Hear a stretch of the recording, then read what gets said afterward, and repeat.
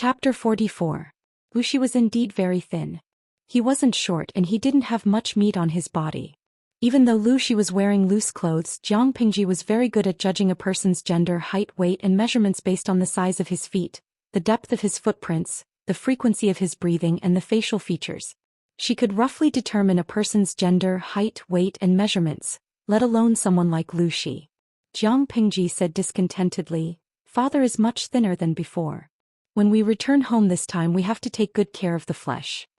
Wuxia's eyes were filled with surprise. He was so excited that he couldn't even speak properly. His hands were trembling on his knees as if he didn't know where to put them. Lanting, do you still have your childhood memories? Do you remember how I used to look like?"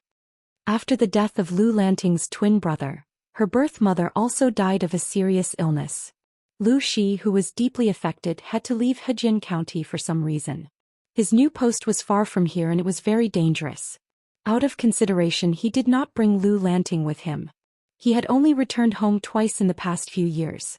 To be precise, this father and son had not seen each other for many years. Jiang Pingji shook her head and said, "The clothes you're wearing are old but they're too big to fit you now. Aren't you losing weight?" "So that's how it is." The excitement on Wuxia's face subsided, but when he thought about how his daughter had been so observant, it was obvious that she had taken a liking to him.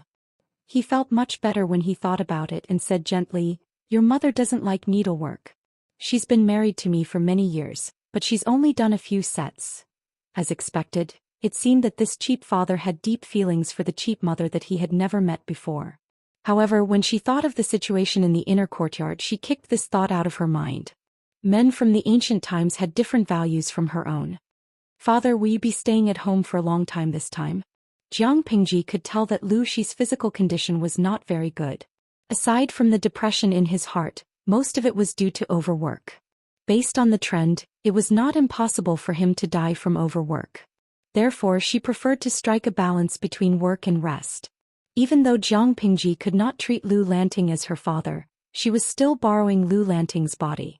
Jiang Pingji could at least show some concern for Lu Lanting, but it was up to Lu Lanting if he wanted to listen to her. In Wuxia's ears, his heart softened as if he was a careful daughter who couldn't bear to see him leave. "This time I have some matters to deal with. I should be staying here for about 3 months. After I'm done with everything I'll go to Shangjing. If everything goes smoothly I'll have nothing to worry about and be a rich man at home." Wuxia's answer was completely out of Jiang Pingji's expectations. Was he going to retire? "Father, you're still so young. You've just reached the age of 30. Why are you retiring?" In that era there was no precise retirement age for officials. Most of them worked until they could no longer work. Wuxia was still young, only in his early 30s. His career was on the rise and there was still room for him to show off. Wuxia thought for a moment, then touched his head. The official family doesn't care about the dissuasion of the scholars and Confucian scholars, and doesn't listen to the advice of the hundreds of officials. They insist on negotiating with the 3 tribes of the northern borderline. If this continues, I'm afraid there will be a great disaster. It's better to escape as soon as possible while it's still early. My wish in life is to live a carefree life and protect you as you grow up. However, the current situation is unforgiving. In comparison, the internal strife and intrigue in the officialdom is really boring. Lanting is almost an adult and I want to spend more time with you." He smiled bitterly. How could his daughter understand such things? "Father, are you worried that after the negotiation the emperor will be afraid of the Count of Zhenbei and will cut off his own arms?" Jiang Pingji's words shocked Wuxia. He did not expect his daughter to be so knowledgeable. On second thought, although his daughter was a girl, she had been raised as a man since she was young.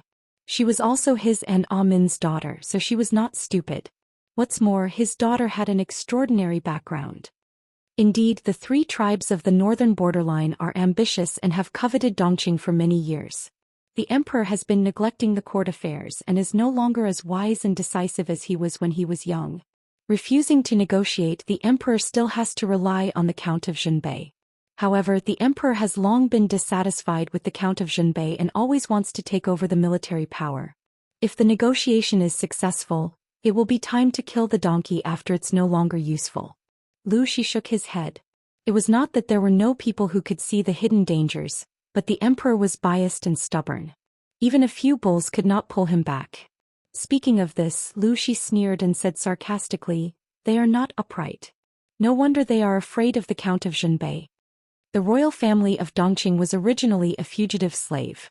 Later they worked as a groom for a famous general of the previous dynasty.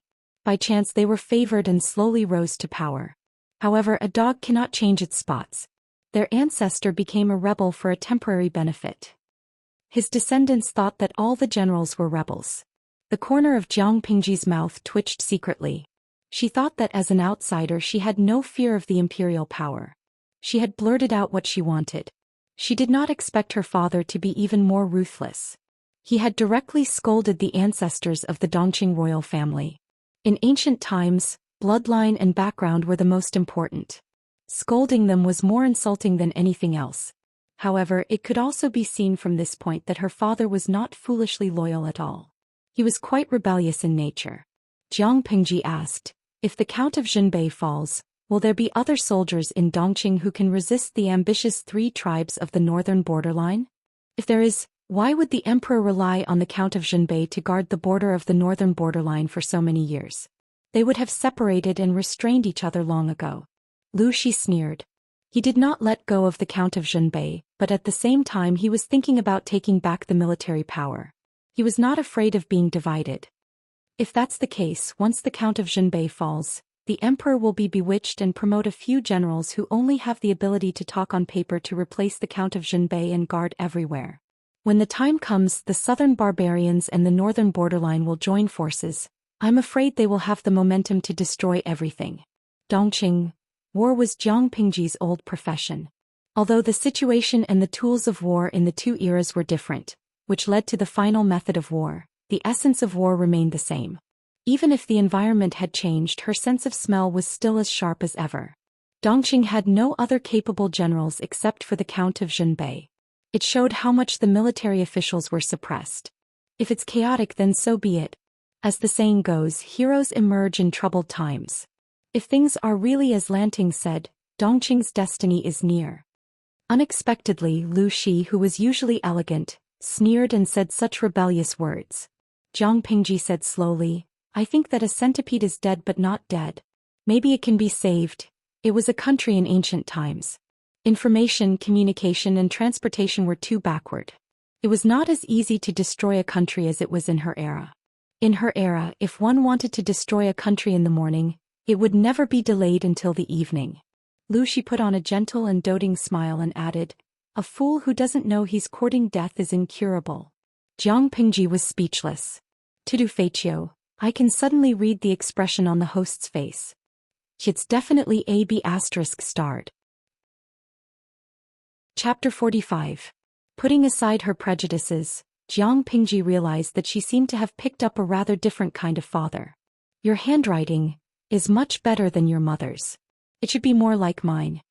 As the head of a feudal family, no matter how different Lu Shi was, teaching, testing and checking on his work were all part of the process of fostering the bond between father and son. He glanced at Jiang Pingji's handwriting and his facial muscles twitched. He reluctantly praised, "It's pretty good." Jiang Pingji was speechless. It was clearly written, yet he was praising her for drawing well. To put it bluntly, he was indirectly criticizing her for not writing well. Jiang Pingji wanted to find an excuse to avoid it, but her eyes lit up when she saw Lu Shi grind the brush and write. Even if she couldn't tell what it was, she thought it looked good. Jiang Pingji's eyes lit up when she saw Lu Shi's writing. As a matter of fact, Lu Shi's handwriting was also famous in Hejian County. It was clear and smooth, full of meaning. The characters were strong and the meaning of each word was in harmony with the spirit. Now that he had been an official for many years, his state of mind was not as rash as it was when he was young. His handwriting was more gentle and elegant. Looking at calligraphy is like looking at a person. A good handwriting is far more attractive than a beautiful essay. Lu Shi put down his brush and wrote the words Lu Shi on the bamboo paper.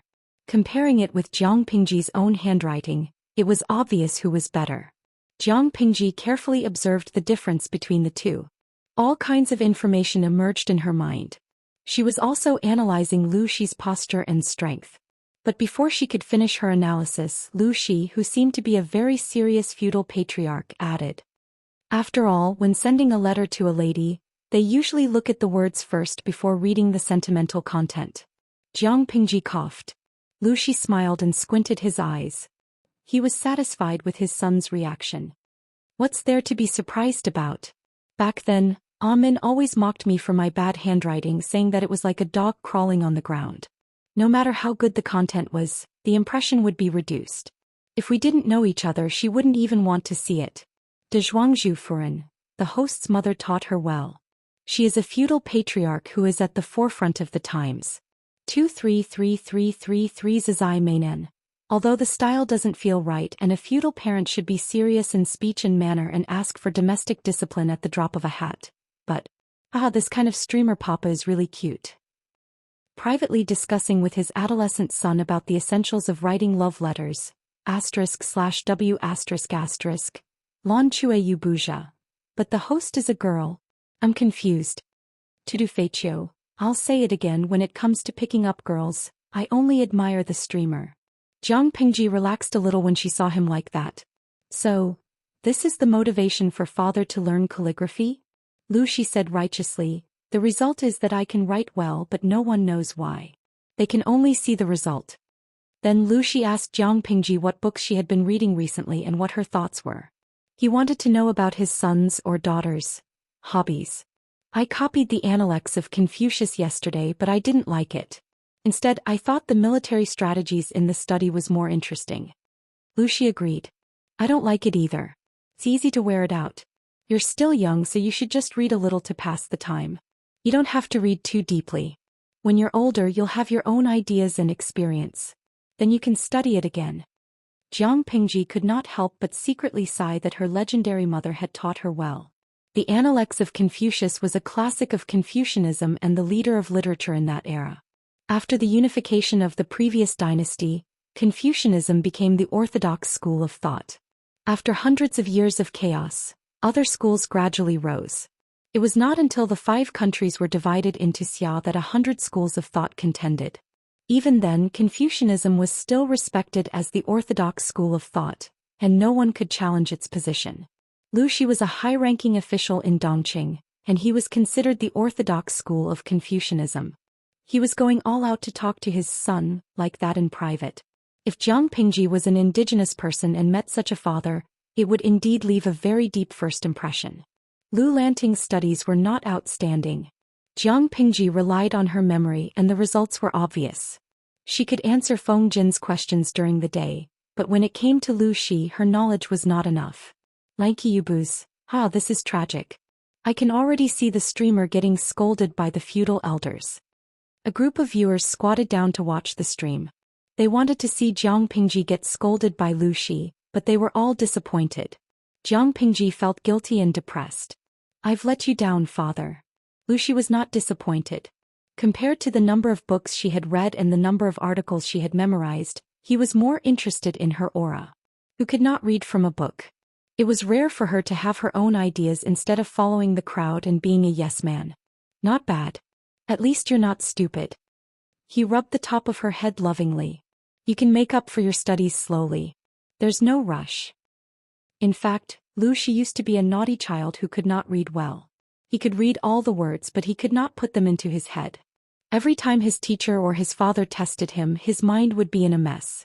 He would have many ideas, but he could not express them. He had suffered enough, and he did not want his son to repeat the same mistake. What's the point of writing a good policy or political commentary? As a parent, the most important thing is to govern. No matter how much you learn, it's all for this purpose. If you focus on studying and writing, you'll neglect other things. Isn't that putting the cart before the horse? Jiang Pingji had to admit that Lu Shi's words were like a non-mainstream feudal patriarch. Just by looking at the bullet screen of the live broadcast, one would know that Lu Shi's speech had immediately captured many fans. After a while, Lu Shi saw that the sky had completely darkened. He could not help but feel a little regretful. It's getting late. Lanting, go back and rest. Come with me to the Xianxia temple tomorrow morning. The Xianxia temple. Jiang Pingji was puzzled. Don't we have to go to the family school? Of course not. The family school is not bad, but it's a bad atmosphere. It's easy to learn bad things. It's better for me to teach you personally. Lu Shi said, After your second brother passed away, Min dragged her sick body to the Xianxia temple to pray for you to pass the evil tribulation at the age of 12. Now that the tribulation has passed, it's only natural for me to fulfill your mother's wish and let Master Liaochen take a look at you. Jiang Pingji's heart skipped a beat. The evil tribulation at the age of 12. Are you referring to the bandits? Yes, I think so. Lu Shi's eyes were a little gloomy when he said that. Father, you already know? Jiang Pingji thought it would be fine if the second lady saw through it. After all, she was an acquaintance. But Lu Shi had not been home for many years. He had only met his daughter once or twice when she was a child. How could she know? Was it because of the so-called blood relationship? Lu Shi patted her head again. Don't worry. I've known about it before you were born and I've prepared for it. Jiang Pingji was speechless. Why does it feel like we're not on the same wavelength? Chapter 46. Xianxia Temple was located on a high mountain in Hejian County. From the foot of the mountain to the temple, there were a total of 999 steps made of green bricks. They curved all the way to the top of the mountain. Along the way there were pilgrims in twos and threes. They carried bamboo baskets with incense, candles and other items in them. Jiang Pingji didn't believe in Buddha, but she had to admit that the scenery from the foot of the mountain to the top of the mountain was full of Zen. The stream was murmuring and ancient trees were towering. She could vaguely hear the melodious sound of bells and the peaceful chanting of Buddhist scriptures in the distance.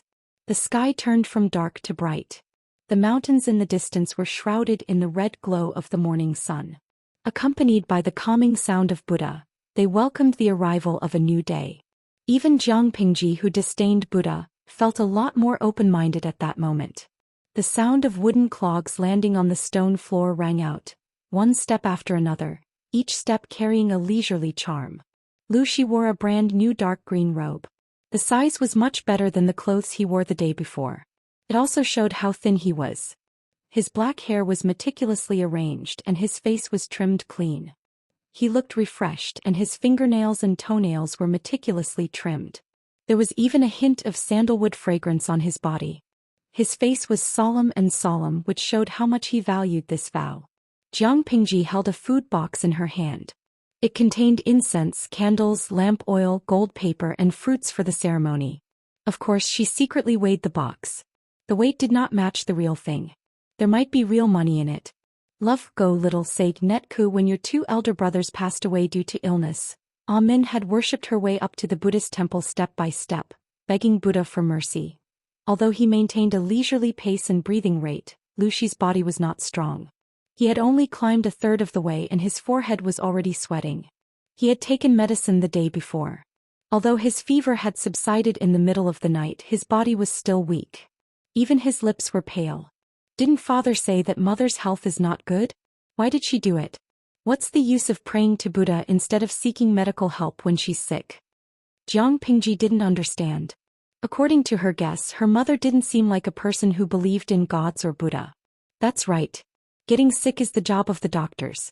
What's the use of praying to the gods and Buddha? If all the gods and Buddhas were useful, how could your two brothers have died? Min also scoffs at gods and Buddhas, but sometimes when there is no other way out, not to mention gods and Buddhas, even a swindler can be a straw to save the people. Hope is firmly grasped in our hands. Lu Shi sighed as he walked, as if he was recalling something. In the end, he couldn't save the child's life. The continuous blows had taken half his wife's life. Didn't that mean he was also taking his life?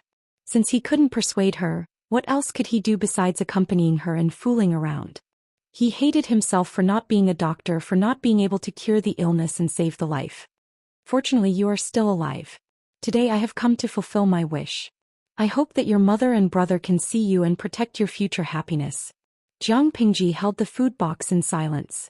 She was not Lu Lanting. Father, you know very well that I'm not. Oh, you are the daughter that Min wants. Don't let your imagination run wild. Lu Shi seemed to have a habit of patting her head. Since he had taken 2 more steps, it was not difficult for him to do so. She will only be completely at ease in the other world if you live a good life. Jiang Pingji didn't understand. She looked at Lu Shi's slightly thin back, feeling that there was another layer of meaning in his words. Lu Shi took Jiang Pingji and the old housekeeper to Xianxia Temple before the sun rose. The long climb up the mountain made their legs ache. Finally, they reached the top of the mountain when the sun was high up in the sky. They saw the temple hidden in the lush forest. The temple was surrounded by lush green books. Layers of fresh flowers and plants clustered around the fading walls of the courtyard. The greenish-gray roof of the temple showed a youthful charm under the sunlight. The ancient trees were bathed in the morning light. They could hear the deep ringing of bells and the chirping of birds. The area of Xianxia Temple was not large, but the age of its construction made it look like an old man standing on the top of the mountain, watching the changes of the world day after day. Xianxia Temple was built before the 16 Kingdoms War. At that time, Buddhist temples flourished and there were countless temples. Lu Shi gave a brief introduction of Xianxia Temple and led Jiang Pingji into the main hall. He bowed to a middle-aged monk and asked, "Is Master Liaochen here? The master is waiting for you in the meditation room in the side hall. Please follow me." The monk in the gray robe bowed back as if he had expected it. He looked humble and pious. Jiang Pingji observed the surroundings out of boredom. There were already many worshippers in the main hall. There were men and women, young and old. They added some liveliness to the old temple. As she was thinking, she heard Lu Shi calling her name. After passing through a corridor, Jiang Pingji followed Lu Shi to a meditation room.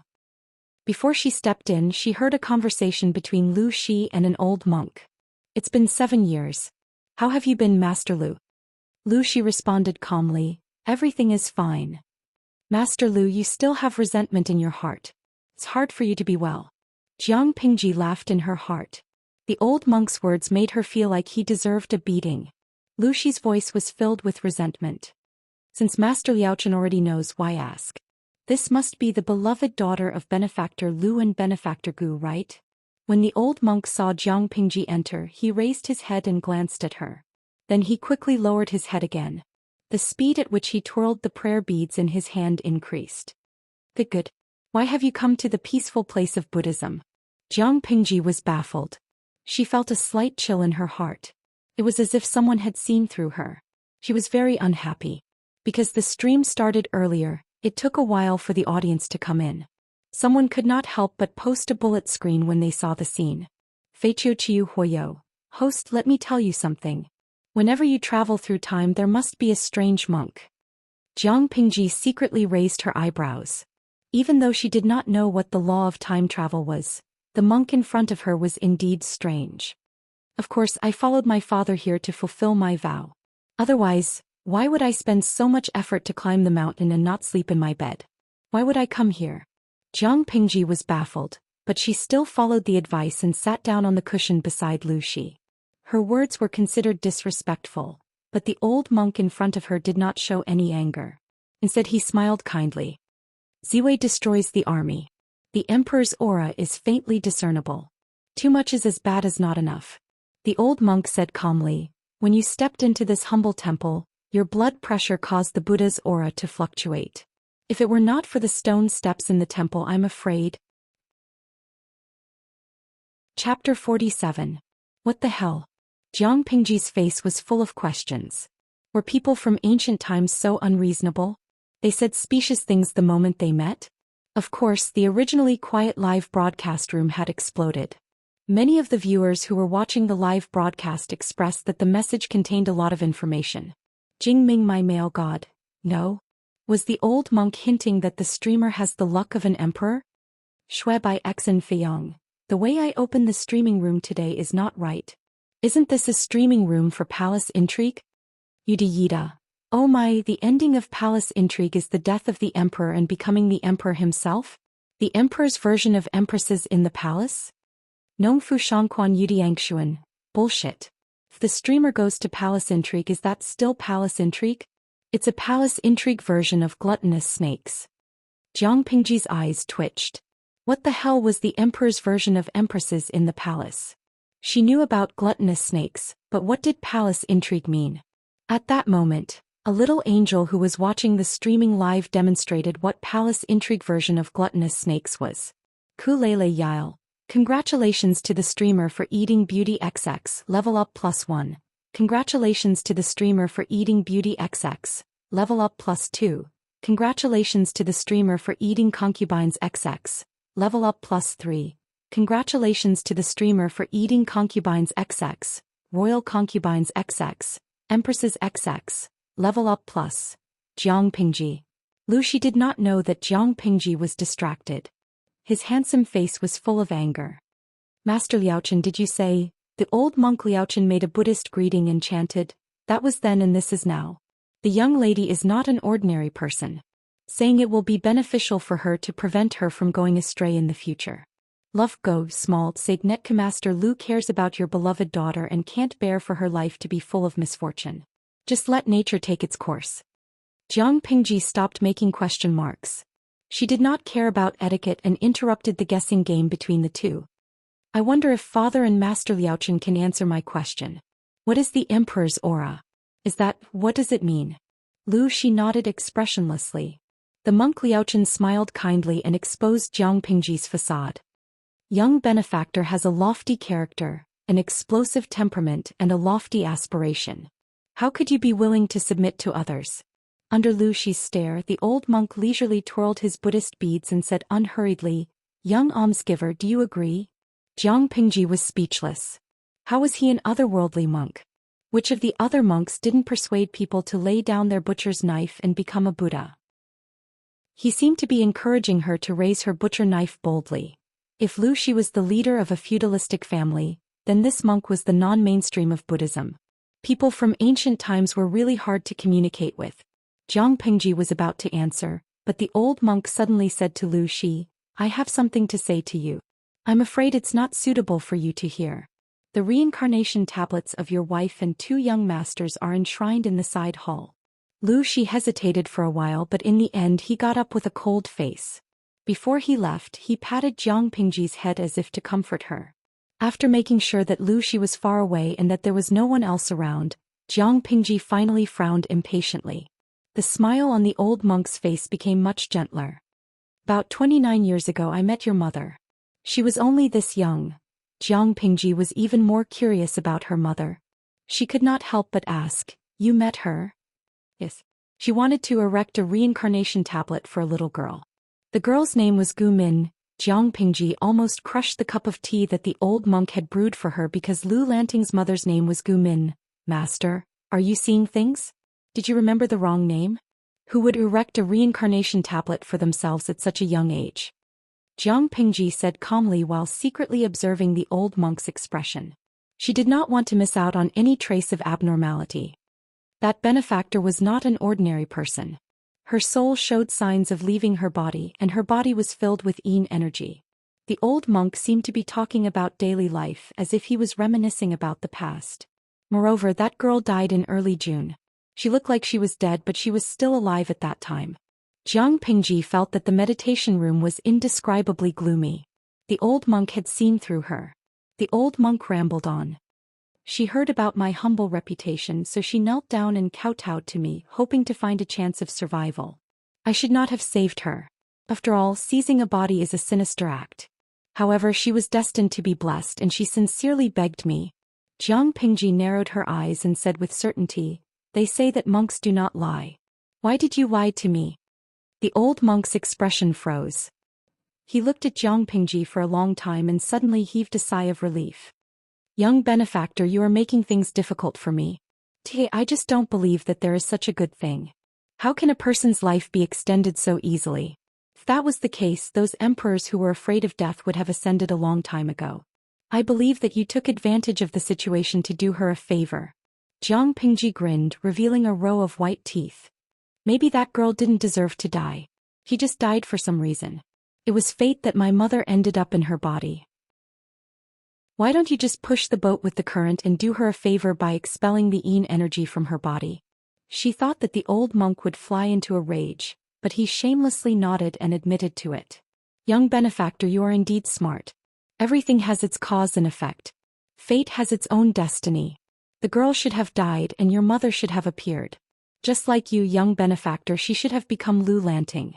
After the old monk finished speaking, he twirled his Buddhist beads and kept on muttering. At that moment, the system, which had been silent for a long time, secretly said, I feel like this old monk is spouting a bunch of nonsense. Jiang Pingji said meaningfully, maybe it's not nonsense. He just wants to pass on some important information to me. System, what information? I don't know. The brains of people in ancient times are too complicated. They are not on the same channel. I don't understand, Jiang Pingji complained. The system said. Then what are you trying to say? Jiang Pingji rubbed the space between her eyebrows and asked a straightforward question.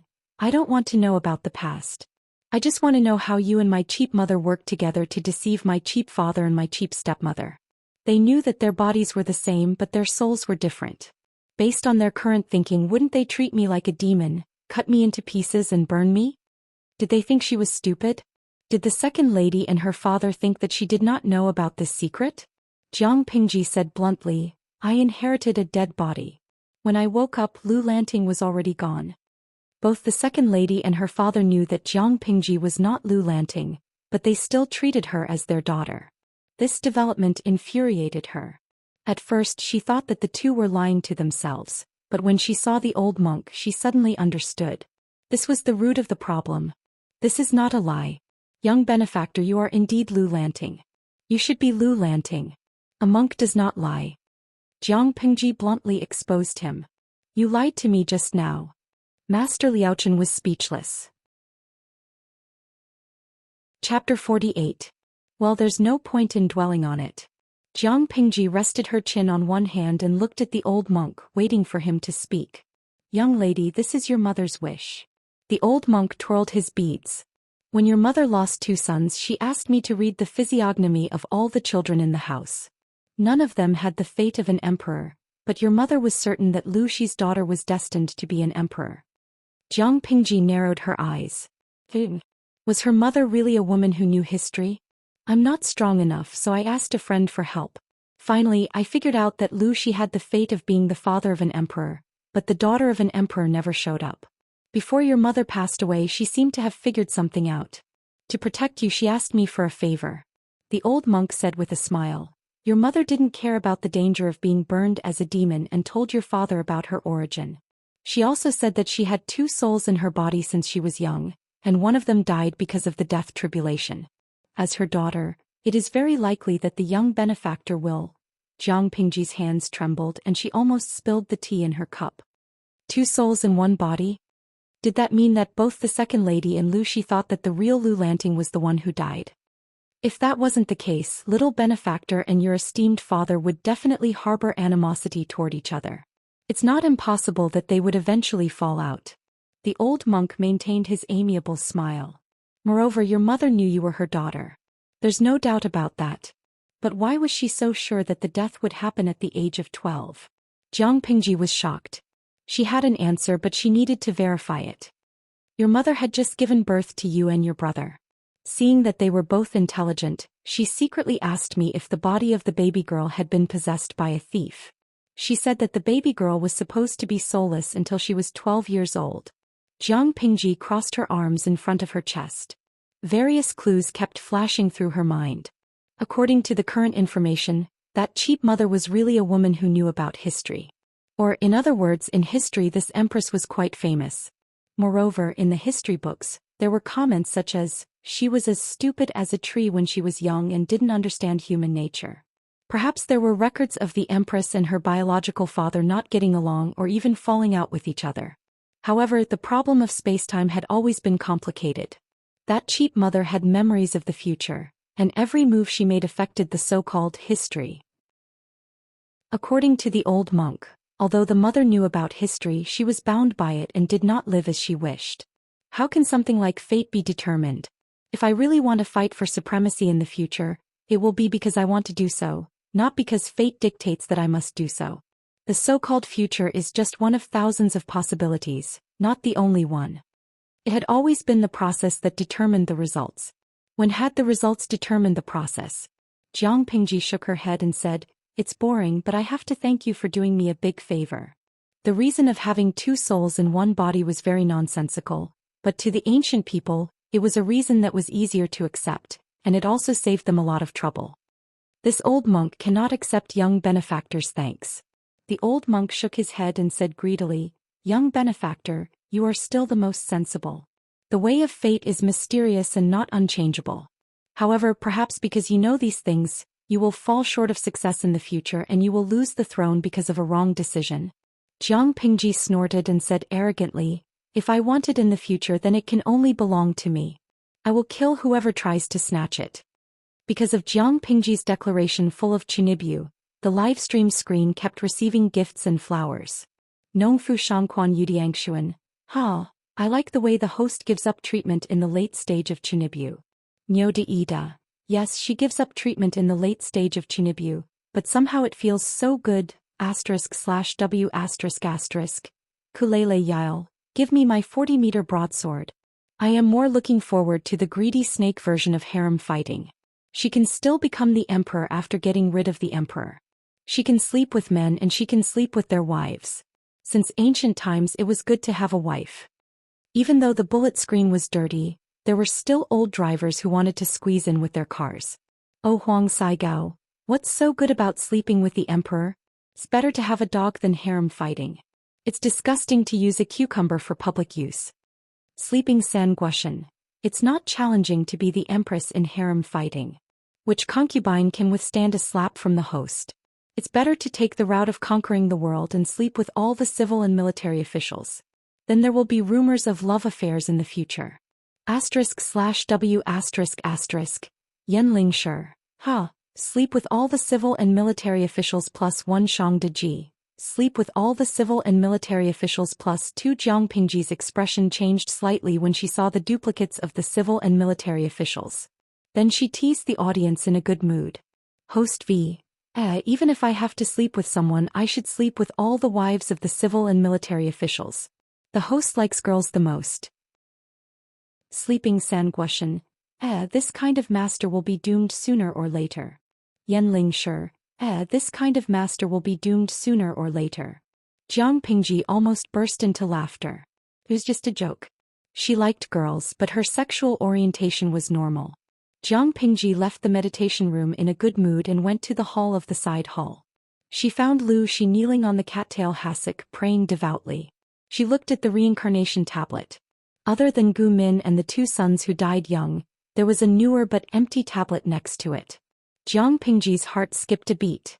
She already knew who the tablet was for and why it couldn't be written with a name. Was it to avoid offending the living?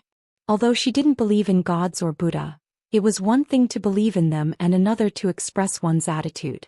She also lit some incense and went forward to offer a few sticks. Jiang Pingji tried to ask, "Should I change my name?" The reincarnation tablet was empty and Lu Shi felt sad when he saw it. "It's okay. Make a new one." Lu Shi sighed and inserted the incense in his hand into the altar. He looked at it with a complicated and nostalgic look. "I thought I could have a bunch of children with Gu Min, so I prepared more than a dozen names a few years ago. There were boys and girls. Unfortunately, there were only 2 names that could be used in the end. The twin siblings actually used the same name.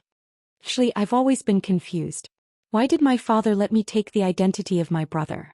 She could understand if it was a cliché TV series where the official mother was raised as a man to protect her position. But looking at the situation in the Lus, it was not necessary at all. It seemed that all the masters of the Lus knew that she was a woman. Lu Shi said in a strange tone, "How can a daughter live as freely as a son? Your mother had to learn the rules and etiquette when she was young. When did she not suffer?" He was right. You can live freely and happily for your brother. That's more important than anything else. If Lu Shi was not the second son who survived, how could he have lived to this age? Lu Shi sighed in his heart. A hint of gloominess flashed through his heart. As for the children, when she grew up, she would have a way to hide it from everyone. She didn't need to worry about the future of the family. Even if she lived a carefree life, the family property that she and Gu Min had saved in the first half of their lives was enough for her to spend. He was indeed a husband who had been taught by his mother for decades. His thinking was avant-garde and he was very receptive. Chapter 49. We provide you with wonderful novels to read. But what about Wei Jingxian's engagement? Lu Shi could tell what she wanted to ask. He raised his eyebrows with a hint of displeasure. The marriage was first proposed by the Wei's wife. She agreed to it because of the good relationship between the 2 families. Then your brother died. Min wanted to break off the engagement and get back the token, but the Wei's wife didn't agree.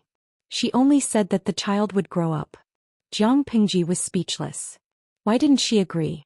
Isn't it bad for your reputation if the engagement is broken off when you grow up? Lu Shi said, isn't it bad to have a bad reputation when you're young? Jiang Pingji was speechless. She really couldn't understand the ancient people's thinking. It was completely different. I don't think so. After all, she was only 3 or 4 years old. How could she have a bad reputation at such a young age? Jiang Pingji was deeply moved by the anti-humanity of this era.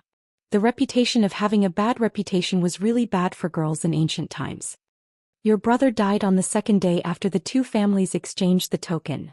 Speaking of this matter, Lu Shi actually felt resentful. He even unconsciously blamed Wei Jingxian for the death of his youngest son. However, he was rational and knew that this matter had nothing to do with the girl. He could only blame his youngest son for having such an unlucky life. They were not fated to be father and son. Jiang Pingji didn't say anything. Wei Jingxian was innocent, but the timing of the incident was too inopportune. After donating some money, the father and son finally came to an end. On their way down the mountain, Lu Shi took 2 pairs of new straw sandals from the housekeeper. He put one pair at Jiang Pingji's feet and said, going down the mountain is different from going up the mountain. It's easy to fall if you wear wooden clogs. Jiang Pingji smiled and put on the sandals. They didn't hurt her feet. Instead, they were soft. Father, have you ever been taken advantage of before? It didn't seem like it was his first time. Ignoring Jiang Pingji's teasing, Lu Shi said, your mother was stupid and almost disfigured. When they went down the mountain, the sun was already in the west. Looking at the long shadows on the ground, Lu Shi suddenly sighed. Your father is really getting old. If I was still young, I might be able to carry you down the mountain. He knew his own body well. When Lu Shi was young, Gu Min had urged him to do all kinds of exercises. He always felt that those movements were rude, shameful, and stupid. But thanks to that, he had gotten rid of his days of major illnesses and minor disasters after exercising. His body and bones had become much healthier. But now he could barely climb the mountain. He really couldn't carry his daughter, who was about to become an adult. Otherwise, both father and daughter would fall down. Jiang Pingji said, I don't mind carrying my father down there. Lu Shi smiled but didn't say anything. He touched her head again. She was raised as a son, but she was still a daughter. How could she be stronger than a man? At that moment, Lu Shi subconsciously forgot that the second lady had told him that Jiang Pingji had single-handedly destroyed the entire bandit village. The journey down the mountain was very relaxing. Jiang Pingji chatted with Lu Shi and laughed. The atmosphere was very harmonious. However, when they talked about schoolwork, she suddenly remembered Master Yuanjing, whom Feng Jin had introduced to her. Jiang Pingji asked while secretly observing Lu Shi's expression. Father, I heard from a friend that Mother and Master Yuanjing are old friends? From your friend? Only a few people know about this. I don't think your friend is one of those old guys. Lu Shi's expression was calm. Your mother supported Master Yuanjing when she was young. When Min was alive, our families would occasionally interact. Indeed. That friend's surname is Feng and his name is Jin. He said that my studies are not good, and Master Wei Yuan's personality is not suitable for me. If there is a chance, I can visit Master Yuanjing in Lanyi County and see if I can become his disciple. Maybe I can be saved. Before Jiang Pingji finished her sentence, Lu Shi, who had been listening attentively, suddenly stopped walking. His expression was slightly stiff. He turned his head and looked at her. Who? What? Jiang Pingji didn't understand. She immediately understood that Lu Shi was referring to that friend. Feng Jin. Feng Jin? The one whose surname is Huayu? Lu Shi's face darkened. Nobody knew what he was thinking. It is indeed Huayu. Father, is there something wrong with him? Jiang Pingji's heart skipped a beat. Could it be that Feng Jin's family was Lu Shi's political enemy? Lu Shi didn't look like a narrow-minded person. Why would he implicate his political enemy's descendant just because of his political enemy? He's just a kid. Lanting, you can just maintain a gentleman's relationship with him. There is no need to get close to him. Lu Shi regained his calm expression as if he wasn't the one who frowned in displeasure.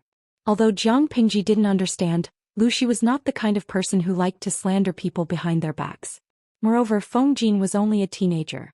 He was too different from Lu Shi. He must have his reasons for saying that.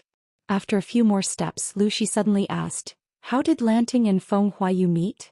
Jiang Pingji gave a concise and comprehensive description. On the 3rd of March, he and his companions were chased by bandits.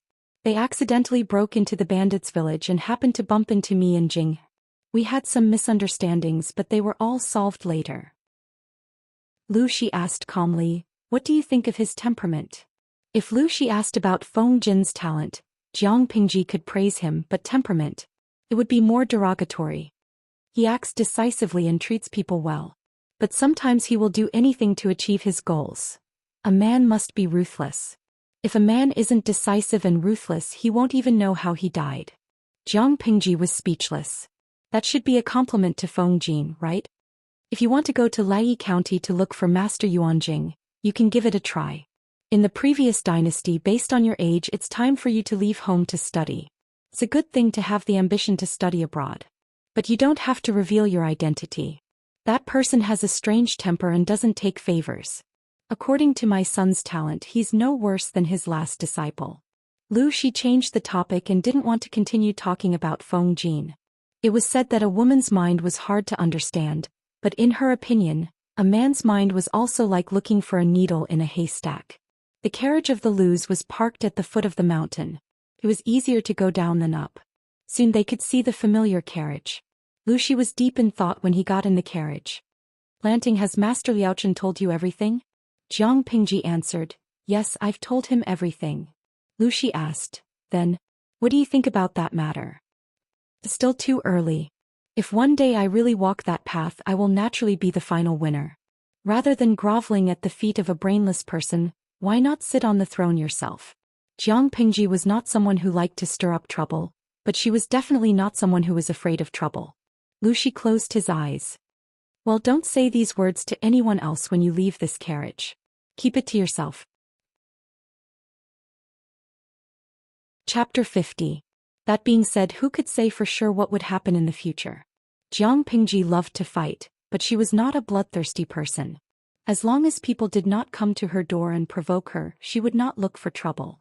As for what the old monk had said about raising a flag and becoming a king, or even having an army and becoming an empress, it all depended on the situation. She did not like to stir up trouble, but she was not afraid of it either. Jiang Pingji was quite calm as she watched the orange sunset outside the carriage, but Lu Shi could not calm down.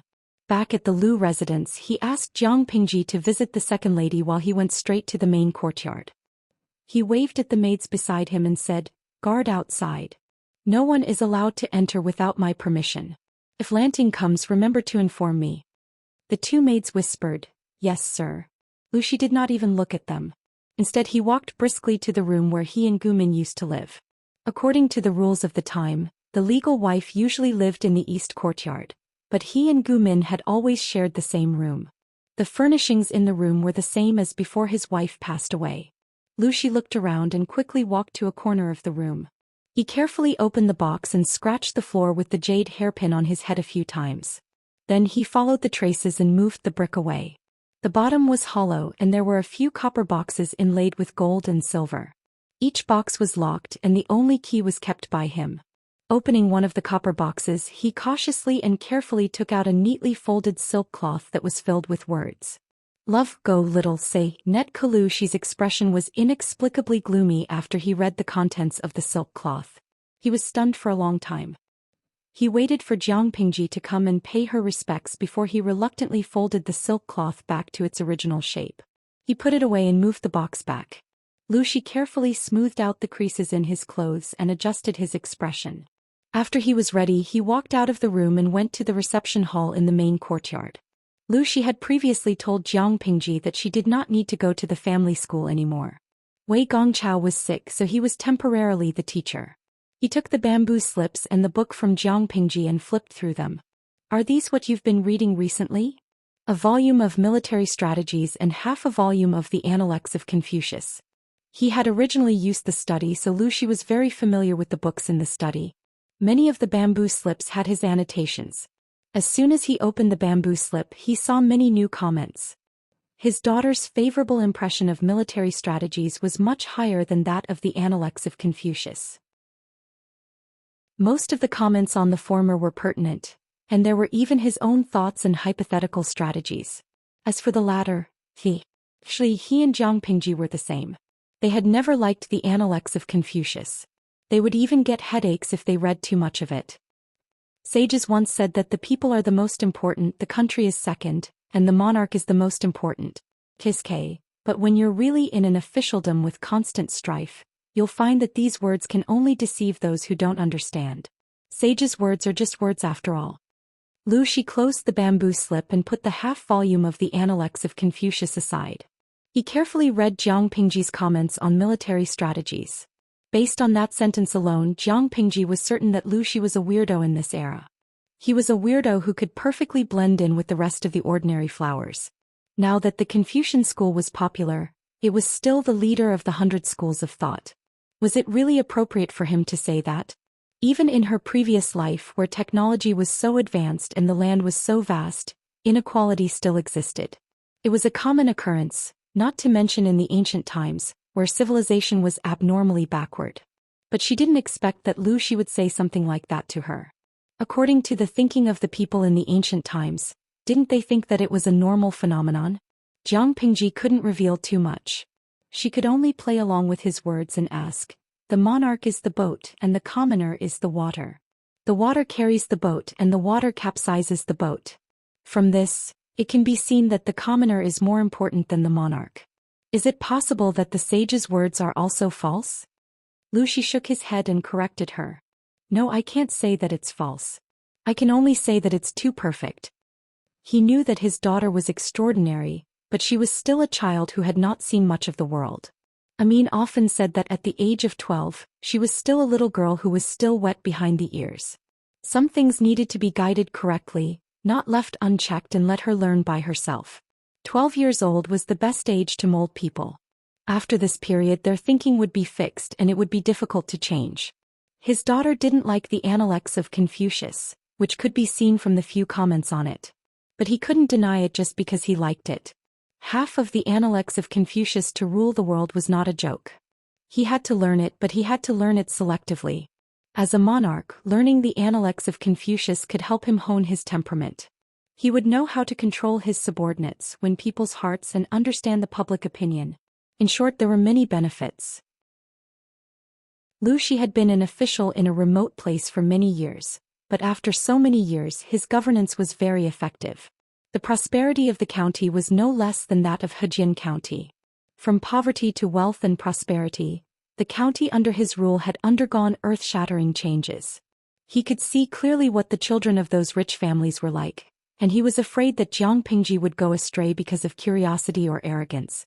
The sage's words are meant to restrain a gentleman, not a villain.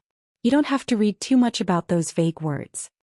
Jiang Pingji believed that if Lu Shi's words were thrown out, he would be condemned by the old-fashioned Confucian scholars. It was simply disgraceful. Lu Shi smiled and said, "Even so, it also reveals a truth. Those who win people's hearts will win the world." The current Dongqing was not like that. The former emperor was absurd. He killed his father to ascend the throne. After he ascended the throne, he only knew how to enjoy himself. He did not cultivate his internal strength, appointed people through nepotism and trusted villains. Not only that, he even raped his uncle and sister-in-law and forced his uncle to die. When it came to the current emperor, it was even more exciting.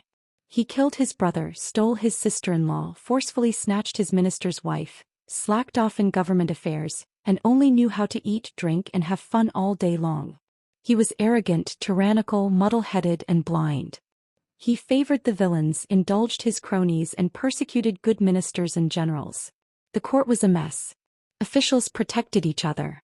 Corruption rotted the foundation of Dongqing. There were too many unjust, false, and wrong cases. With such an emperor, Dongqing would be finished sooner or later. As for the 3 tribes of the northern borderline and the Count of Zhenbei, they were just the straw that broke the camel's back. If there was no peace negotiation, Dongqing could still hold on for a few more years.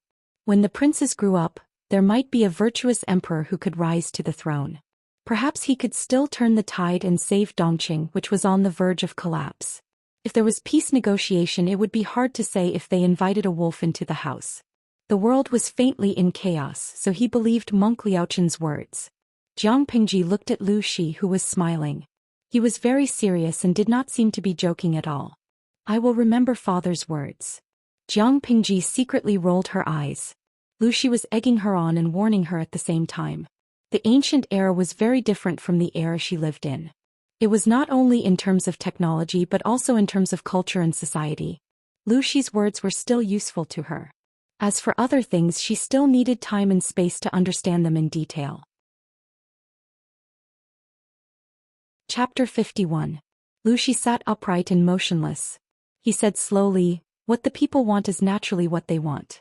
Throughout history, which emperor who lost the people's support survived for a long time? Let's not talk about the current emperor. The former emperor was considered one of the outstanding among them. He smiled contemptuously and briefly talked about the great achievements of the former emperor. He used detailed examples to deepen the impression and analyze them bit by bit. It was not boring and difficult, but it did not make people feel that he was talking empty words. As an emperor, he must rely on the power of the aristocratic families. However, the biggest foundation is still the people. Although Lu Shi was born in a prestigious aristocratic family, he was not optimistic about the future of the aristocratic families. He even faintly felt that they would not last long. Of course, in this context, the aristocratic families had a huge influence on the court. They could even cover the sky with one hand. The former emperor failed because he offended the aristocratic families, but the core reason was that he lost the people's support. If not, how could Prince Gongshan of Hejian County break through Shangyang City without any obstacles and put a sharp blade on the former emperor's neck? Prince Gongshan of Hejian County, Wu Meijin, was the emperor sitting on the dragon throne. He was the brother of the former emperor. However, when the two brothers fought, they did not care about family. After Prince Gongshan ascended to the throne, he even ignored the advice of the officials and ordered the former emperor to die. He prayed to the heavens for rain to appease the people. Jiang Pingji had a rough understanding of the situation. She felt that the background of the ancient times was inexplicably similar to the era she was in. In her era, there were many aristocrats. Some aristocratic families were so powerful that they could even change the government of the Federation. But no matter how much they struggled, the ruler of the Federation was still the largest number of citizens. Whether it was aristocratic families or aristocrats, they could not live without those people. In this era, the meaning was similar. No matter how powerful the aristocratic families were, they could not go against the voice of the people. Of course, some aristocratic families were arrogant and thought that they could play with the situation of the world in their palms. Such fools were like monkeys. As she was thinking, Lu Shi looked at her with gentle eyes. It was as if his dark and bright eyes were filled with clear spring water. "You are my only child. My family has been very lenient towards you, so it's inevitable that you've been raised to the point where you don't know MT Tai. You can only see the prosperity in your eyes, but you can't see the rot and decay in the depths. The people's hearts may seem easy to write, but it's very difficult to write it beautifully." His pale fingers gripped the brush and steadily wrote down 2 large characters on a piece of bamboo paper. "The will of the people. If the words have no bones, they are nothing but empty talk. If the words are formless, others will know their roots with a glance. It is easy to write but hard to do." Lu Shi smiled faintly. Jiang Pingji's expression changed when she heard that. "Then what does father mean?" Lu Shi threw the bamboo slip away. "See it with your own eyes and understand it for yourself. Only then will you understand the content of the book better. Do you know how high the prices of goods are outside? Do you know what people need? Do you know why people who have left their homes are willing to sell their children? Without understanding the needs of the people, how could he truly consider for them? If they couldn't even do this, it would be impossible for them to win the hearts of the people. If they were betrayed and stabbed in the back because of this, it would be too humiliating." However, Jiang Pingji had another question in her mind. He said that Lu Lanting was his only child? Then what about the 2 concubines' sons and daughters in the backyard? Lu Shi's clear voice was especially heavy under the flickering candlelight in the study. It was as if he was hiding a deadly poison. Jiang Pingji also felt that the topic of father-son conversation was very dangerous. "Lanting, do you want to hear about the interesting things I've encountered while I was in office?" Lu Shi wisely stopped the topic and chose to let Jiang Pingji think about it herself. What he had said was not only related to being a ruler, but it was also related to being an official. How could an official who did not understand the needs of the people truly consider for them? He did not care which direction his daughter was going in. The only difference was the size of her ambition. Oh, there was a bedtime story to listen to. Jiang Pingji perked up. Of course I want to. Lu Shi used his calm and cool voice to talk about his experiences as an official in those places. The content was very broad, from the smallest of trifles to the sinister fights in the backyard, to the various situations in the marketplace, and to the infighting in the officialdom. It sounded frequent, but it was actually quite thrilling. No matter how poor a place was, there was no shortage of local tyrants. As a county chief from another place, he had to have some tricks up his sleeve if he wanted to govern a county. During the most difficult times, he was almost turned into a figurehead by the local gentry. As Madame Hu had said, Lu Shi's handsome appearance hid a belly full of dark water. If he couldn't do it from the front, then he would do it from the side. It didn't matter if his methods were honorable or not. Whose house did not have some secrets? Whose hands were completely clean? Whose wife could be truly calm and magnanimous when faced with a house full of concubines and sons and daughters of concubines? He was like a venomous snake on the hunt, calmly waiting for his prey to lower its guard. After a few months of lying low, he still managed to take care of those arrogant gentry. His way of telling stories was not old-fashioned. It was even a little humorous, but it was a far cry from his immortal-like image. Jiang Pingji had to admit that she was more curious about the outside world. She had a concrete impression of it in her mind. She didn't have to categorize everything in this era as the products of the backward and ignorant ancient times. Even though Lu Shi was worried that Jiang Pingji would become a naive girl who did not know the ways of the world, it was still a lucky hit. She said solemnly, "I understand what you mean, father." It's good. Lu Shi had recently become fond of this action. As he spoke, he took a small box from his side, opened it and took out the booklet inside. "You're 12 years old this year. In 2 years you'll be at the age to get married and start a career." Jiang Pingji's mouth twitched uncontrollably. 12 years old. She would be 14 in 2 years. She would be starting a family? Suddenly she felt that those people in their 30s who were still studying hard in the higher education institutions in her previous life were like overgrown babies. What's this? She took the booklet from Lu Shi and opened it carefully. She almost couldn't understand it after looking through it. "Your mother left you a list of dowries. The top one is hers and the bottom one was added by me over the years," Lu Shi said with a smile. Lu Shi smiled. "Of course I have other plans for your marriage. This list can't be considered a dowry." He had never planned to marry his daughter off. If that was the case, he would not have needed to hide the death of his second son many years ago. Jiang Pingji did not know much about the price of goods in that era, but she felt that there were a lot of things on the booklet. She looked at the end of the booklet and saw the land, rice and horse businesses. Her eyebrows twitched. Chapter 52. If they raised a flag and rebelled, they would definitely win at the starting line with the resources. In fact, that was indeed the case. If all the things in the book were converted into money, it would be several times richer than the national treasury of Dongqing. She really didn't know how Lu Shi had managed to amass such a large net worth without alerting anyone. Jiang Pingji suppressed her inner thoughts. Although she had only glanced at it a few times, she had memorized every single word on it. It was a pity that she could not understand the prices at that time, so she was not clear about the specific value of the contents. Marriage? Jinger? The Weiss have other plans. Her temperament is not suitable for you, so they will probably call off the marriage soon. Then, to protect her reputation, my son may have to suffer. Lu Shi sneered. He knew the Weiss plans like the back of his hand. The Weiss had insisted on keeping the marriage even though their second son was dead. They did not want Xianxia to be known as a jinx to her husband. But the two families could not let their daughters marry each other, could they? Even though it was part of Lu Shi's plan, he was still unhappy. Therefore, the Weiss should speak up and discuss the cancellation of the marriage. Jiang Pingji was not surprised. In this situation, women are always at a disadvantage. "I'm fine." They knew that she was a woman, but they still married their daughter to Jiang Pingji. That family was either stupid or plotting something, or there was something wrong with the woman. Lu Shi calmly covered his trembling hands with his sleeves to hide his loss of composure. If Jiang Pingji had been a man, Lu Shi might have felt that his son was magnanimous and open-minded. But she was a girl. Why did it feel weird to hear her say that? Was it not good for his daughter to be such a man? Lu Shi raised his eyelids and said, "Oh, it's not easy to humiliate my son. I won't let them take advantage of me. If the marriage was cancelled when they were young, the man would bear most of the pressure. How could he be willing to do such a disadvantageous thing? Lucy was not a picky person, but he hated being at a disadvantage since he was young. The Weiss had to show their sincerity. Jiang Pingji was speechless.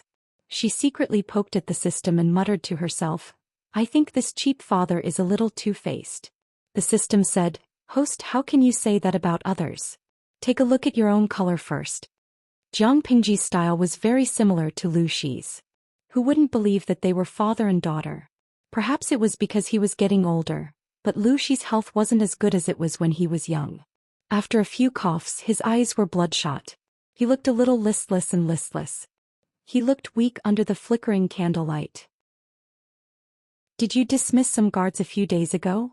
Jiang Pingji was practicing calligraphy under Lu Shi's guidance. She felt that it was much more efficient than fumbling around on her own. She stopped writing and looked up at him. Yes, it's just a few unscrupulous and crafty ones. I threw them to the old butler and sold them. Lu Shi's question was not meant to reprimand her. Although our mansion is small, we can't be short of guards. Tomorrow you will follow the butler to buy some useful servants. Come back and write a plan for me. Write whatever comes to your mind. The more detailed, the better. Lu Shi paused and continued. In recent years, natural and man-made disasters have been happening.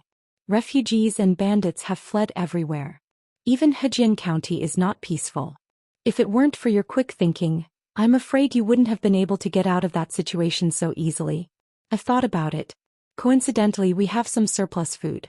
If you're interested, you can take it to feed your troops and keep it for self-defense. Jiang Pingji's eyebrows twitched even more. Troops? According to her understanding, troops were considered private troops. They were equivalent to guards or servants. Not to mention the aristocratic families, even the gentry with some surplus food would feed them. The reason was similar to what Lu Shi had said. The current situation was not stable. One could encounter several groups of robbers and murderers when they went out. Some small places would even be looted by bandits. If one did not have some strength, he would not even know how he died. Now that the aristocratic families were powerful, the emperor was afraid of them. Another reason was that the aristocratic families had a lot of troops in their hands. Of course, for ordinary people, troops were servants and guards. But for Jiang Pingji, they were F***king private troops. Even though you're a boy in name, you're still a girl. You must have some means to protect yourself. Lu Shi sighed and took out a small piece of paper from his sleeve. He carefully unfolded it and showed it to her. Look at this. It's never wrong to prepare for a rainy day. Jiang Pingji took the paper and glanced at it. She immediately understood Lu Shi's intention. The content was actually very simple. The emperor also wanted to negotiate with the second prince to marry the princess of the northern borderline, but the decision had not been made public. She did not know which high-ranking official in the imperial court Lu Shi was in contact with to get first-hand information. Purchasing servants was the responsibility of the mistress of the house. It was within the scope of the inner court. A man like Jiang Pingji should not interfere. But since Lu Shi had spoken, it was obviously a test. How could the second mistress not agree? As for Madame Hu, she only sent a servant girl to pass on a message. She would listen to her cousin. The next day, the old housekeeper came back with 2 booklets. Master said that everything today will be decided by the second Lang June. Jiang Pingji took the booklet and glanced at it. She asked, Are these the records of the purchasing servants in the manor in recent years? She realized that the bookkeeping habits of the Lu manor were very different from those outside. They were more clear and organized, and they were in tabular format. It clearly recorded the value of the buyer as well as their name and background. Some of the buyers were even from the same family. It even recorded their current positions and specialties. She flipped through it and, with her strong memory, memorized all the names of the servants inside and outside the Lu residence. Needless to say, this bookkeeping format must have been created by Lu Shi's mother. It would be much more convenient to use it to manage the inner court. The old housekeeper stood with his hands in front of his chest. He looked calm. Yes. These are the records of the changes in the servants in the manor in recent years. Of the 2 booklets, one was the records of the past few years and the other was brand new. She did not even have to think to know what it was used for. If that's the case, I'll follow the old rules and go to the broker house first. She did not know how many broker houses there were in Hejian County, so it was better to start with the ones she was familiar with. At least the possibility of being deceived would be lower. If it was any other day, she would have asked the broker house to bring the servants to the manor and then she could take her time to choose. But it was a test set by Lu Shi that day. Thinking of the conversation with the people the night before, Jiang Pingji decided to go out on her own and learn about the prices outside. What she heard from others and what was written in books was not as convincing as seeing it with her own eyes. Chapter 53. The old housekeeper was very pleased to hear this. His wrinkled old face finally smoothed out and he looked a little more relaxed. In fact, he was quite worried that the second Lang Jun, who had always been cooped up at home, would give out orders for the first time without knowing anything. Messing things up was secondary.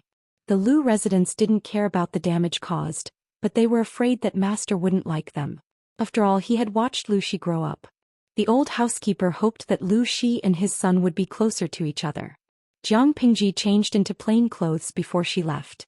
She sat in the carriage and occasionally lifted the curtain to look outside.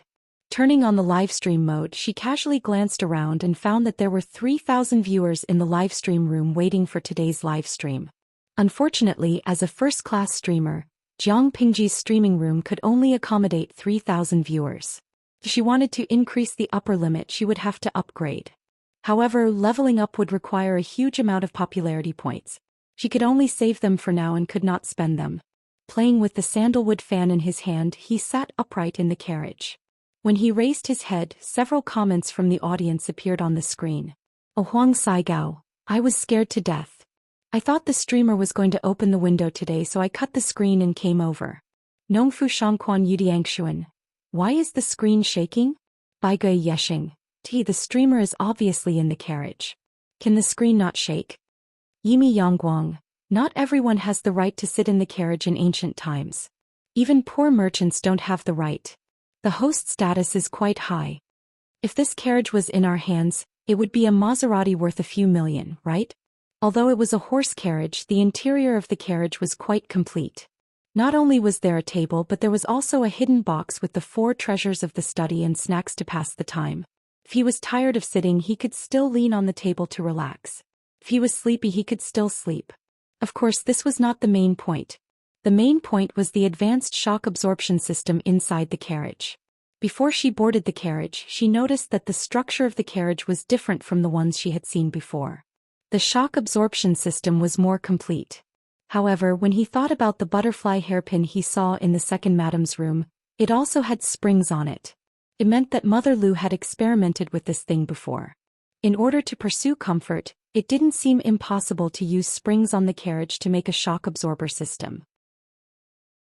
Was Wabai. Today's host is still as handsome as ever, */w***. On the screen, Jiang Pingji was dressed in a green silk robe. The cuffs of her robe were embroidered with delicate auspicious clouds. A piece of white jade hung on her waist. The sandalwood fan in her hand occasionally closed and opened with a swoosh as she moved lazily. She tapped the palm of her hand with the fan. "Tudu Feichio, is the host going to school?" Host V. "No, I've dealt with a lot of guys because of the previous incident. Now I'm going to the broker house to buy some servants to look after the yard." Buyer D. Wasn't that human beings being bought and sold? Even though they knew that such transactions were common in ancient times and that it was only natural when they read novels, many felt that it was a little strange when they watched the live stream. However, they could not find fault with Jiang Pingji's actions. Lu Lanting's body was too weak. Even though she was sitting in the carriage, her back was sore from sitting on her knees for a long time. She leaned on the table and thought about the summary she would write to Lu Shi after choosing the servants. After a while, the old housekeeper lowered his voice and said, "Second Langjun, we're here." There were many officially approved brokers in Hejian County, but the one that was closest to the Lus and had a good reputation was the one in front of her. Jiang Pingji put away her sandalwood fan and glanced at the plaque hanging on the door. "I can't tell that this is a broker house just by looking at the door." Of course, when she entered, she found an even more interesting scene. The interior was decorated like a normal merchant's house. She whispered to the old housekeeper, "It's different from what I imagined. I thought it would be dirty and messy." The old housekeeper stood with his hands by his side and said in a serious tone, "Broker houses are divided into different levels. The kind you mentioned is probably the lowest of the lowest. They specialize in cheating and forcing people to buy and sell. The people they hire are of unknown origins. There's no way the Lu's family would want those kinds of servants." More importantly, the old housekeeper did not have the guts to bring Jiang Pingji to that kind of place. If they met someone who thought that they were easy to bully because of their plain clothes, they might get bullied. That's true. The difference between a licensed business and an unlicensed business is always different, Jiang Pingji replied with a smile. Under normal circumstances, when a rich family wanted to buy a servant, they would directly send a steward to the broker house to inform them. There were people like Jiang Pingji who came to the house herself, but most of them were from poor families. When the woman broker heard the news, she thought there was something wrong with her ears. Of course, when she saw the old housekeeper of the Lu's, she immediately went up to him. "What kind of wind blew you here today?" The woman broker was plump and strong with a fierce-looking face. Her hair was pinned with a bright red silk flower, and she wore a shiny golden ornament that shone brightly under the sunlight. Just by standing there, she exuded a rich aura. The old housekeeper was tall, but because of his old age he looked a little thin. Compared to the old woman broker, he was like a bamboo pole. The old housekeeper secretly rejected the old woman broker's flattery. He raised his brows and said, "I have business to attend to today. Be careful not to offend you." After all, he was the housekeeper of the Lu's residence. He knew almost everyone who had dealings with the Lu's, including the old woman broker. The smile on the old woman broker's face froze for a moment. But in the blink of an eye, she smiled even more brightly. She secretly looked at Jiang Pingji.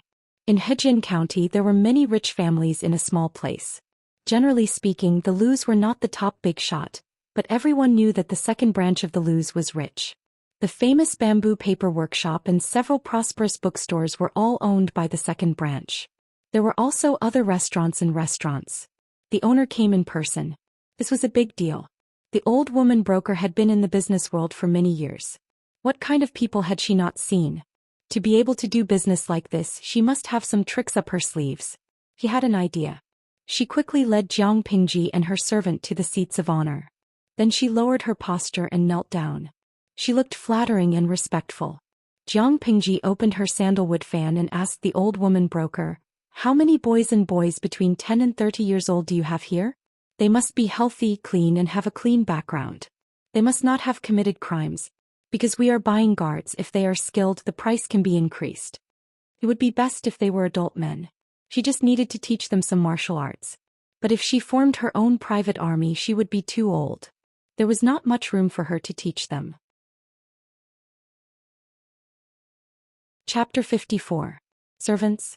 The woman broker was startled and turned to look at the old housekeeper.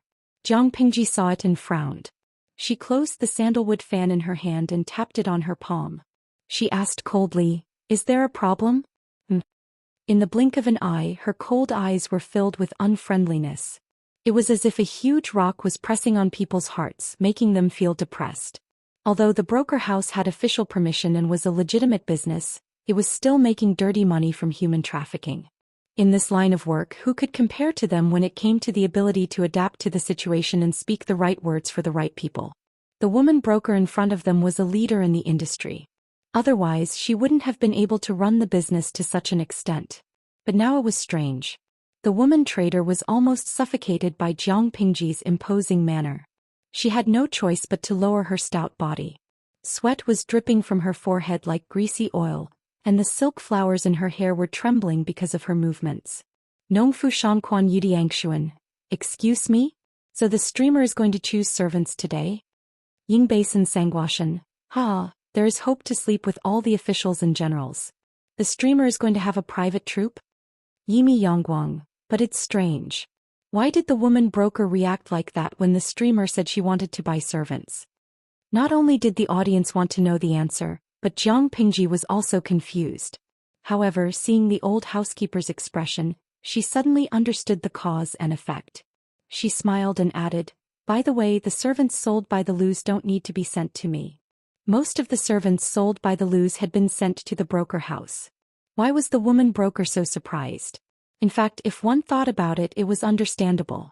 As long as one had some foundation, the guards in the house were all born in the house. They were guaranteed to be loyal to the master. For a guard like this who went out to buy things, not only did he not have a clean background, but his loyalty was also a problem. The Lus were not prosperous, but they had been around for hundreds of years. Jiang Pingji came out to buy servants, so of course the woman broker would be surprised. At that moment, the old housekeeper calmly spoke and dispelled the woman broker's doubts. He then went to pick the suitable servants. As a small role model in the industry, the middleman's ability to handle matters was commendable. In just a short while she had already gathered enough people. Granny Broker said fawningly, replying to Lang Jun, "Your servant has brought them here. They are all waiting in the courtyard." Her voice was so sweet that it could almost cause diabetes. If her body was not still trembling unconsciously, she would probably sound more natural. This is really strange. I thought it was a big deal, so I walked over eagerly.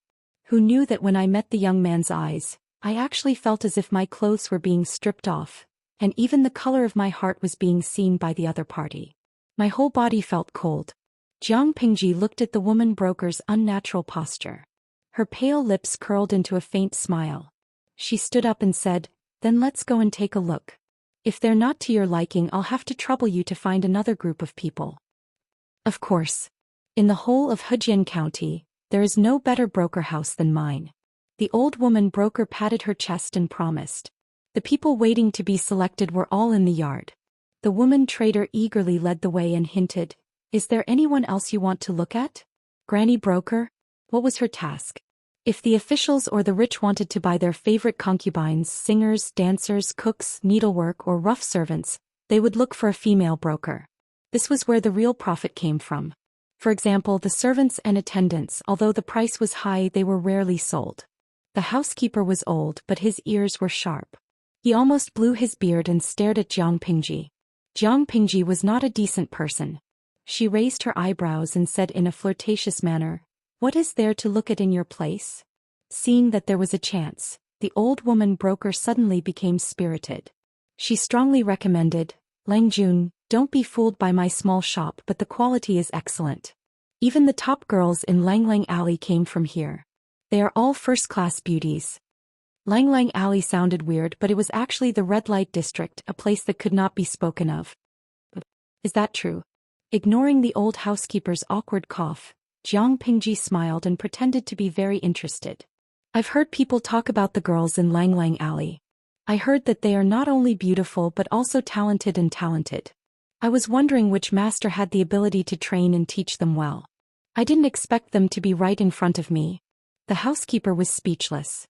"Yimi Yangguang, I didn't expect you to be such a hardcore streamer. You even teased the granny broker." When Jiang Pingji praised someone, she liked to look them in the eye. Her eyes were like a pool of crystal clear water, full of sincerity. People could not help but believe what she said. Even the granny broker, who was used to seeing the world, felt a little embarrassed. The housekeeper braced himself and said in a low voice, "Second Lang Jun, everyone loves beauty. If I can bring home a beautiful girl, won't I be happy to look at her every day?" The old housekeeper was speechless. He had a bad feeling. His second Lang Jun wouldn't go to Lang Lang Alley just to look at a beautiful girl, would he? As they spoke, the three of them arrived at the courtyard. There were a few rows of people standing in the open space. They were arranged according to their height. Although they were wearing coarse linen clothes with a few patches, these people's spirits and appearance were considered good. Their skin didn't seem to have much dirt.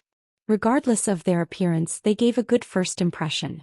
The broker house had been doing well in Hejian County for many years. It was reasonable that it was doing better than other brokers. "Do you have any records of these people's backgrounds?" Jiang Pingji walked to the front of the crowd and glanced at each of them. A lot of information appeared in her mind, but it was quickly digested. She had already made a decision. As a broker house, it was natural to have a lot of information on the goods. The records were not complicated, but they were piled up without order. It was not as clear as the account books of the Lus. He was not picky. She flipped through it quickly. People who did not know would think that she was fanning herself with it. The granny broker was a little unhappy. She thought that Jiang Pingji would not be able to choose a good servant with such an attitude. bracing herself, she pointed at a tall and sturdy man. He was the most powerful person in the group and he had some skills. Langjun, what do you think of this one? He's hardworking, honest and clean. If it weren't for the fact that his parents passed away, he wouldn't have sold himself here. Even though the granny broker was evil, she did not dare to trick Jiang Pingji. Under normal circumstances, the strong man would be a good choice, but Jiang Pingji did not like him. Oh, no need. I'll get rid of him, Jiang Pingji said without looking up. His parents died because of his laziness. Everyone was speechless. Chapter 55. Genius 1 second. Remember love go away? We provide you with exciting novels to read. Although he had muscles that looked scary, who was Jiang Pingji? She could tell at a glance whether they were real or not. They were muscles that had been trained through a lot of labor. That strong man had good genes and a good body given by his parents, but his steps were weak. She could easily send 2 of them flying with one slap. He had lived in the wilderness for 2 years in his hometown. His fingers did not have many calluses and the skin on his arms was even. There were no signs of farming or hunting. The woman broker said that his parents had passed away and he had to sell himself to pay for their burial. But according to her, that was not the case. As expected, when she casually said these words, the expression in the man's eyes changed. They were filled with fear and cowering. Although the woman broker did not know how Jiang Pingji knew, she also felt embarrassed. What was the scariest thing for a person in her line of business? Wasn't it because the goods were not right? Her reputation was ruined and she lost her source of income. She thought that the person she recommended was a good one and that Jiang Pingji could see her honesty. She did not expect to be slapped in the face in public. Eliminate this one as well. Eating, drinking, whoring and gambling are more reliable than me. Do you think you can be a boss after buying him? The woman broker's mouth twitched. She almost tore the handkerchief in her hand in half. She was going to recommend the one Jiang Pingji pointed at. The man was in his 20s. He had a good physique. He had read a few words in his childhood. He was smart and had a good eye for people. Logically speaking, he was a good man. She did not expect the man in front of her to tell her the inside story that she did not know.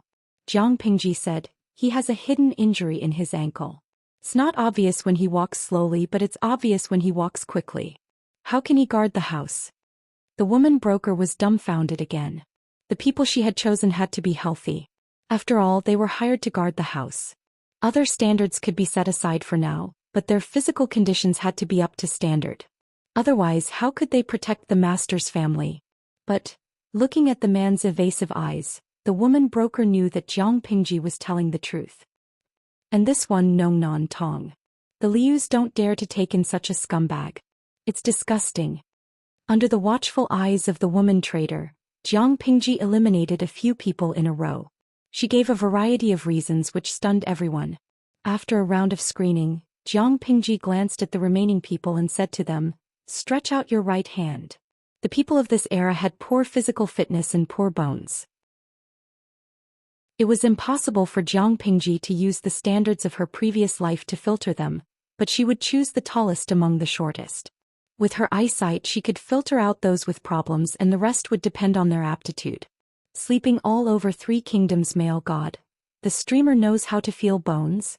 There were many classic plots in novels where one would feel one's bones to determine one's aptitude.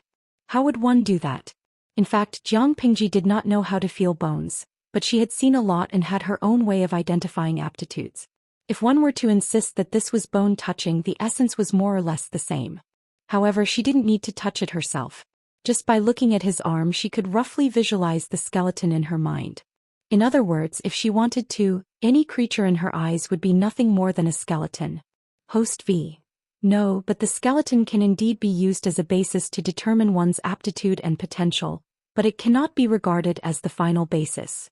At most, it can be regarded as a reference. Depending on the body, the state of development and the state of the skeleton will be different, which will interfere with the judgment. For a warrior, aptitude is not as important as temperament and willpower. The latter can sometimes create impossible miracles. Sleeping all over 3 kingdoms. Male god. How many people do you plan to choose? Host V. The quality of the soldiers is more important than the quantity. I'll train a few guards first and then we'll talk about the future. Jiang Pingji had read military strategies a few days ago. and she had also read some books related to the battlefield.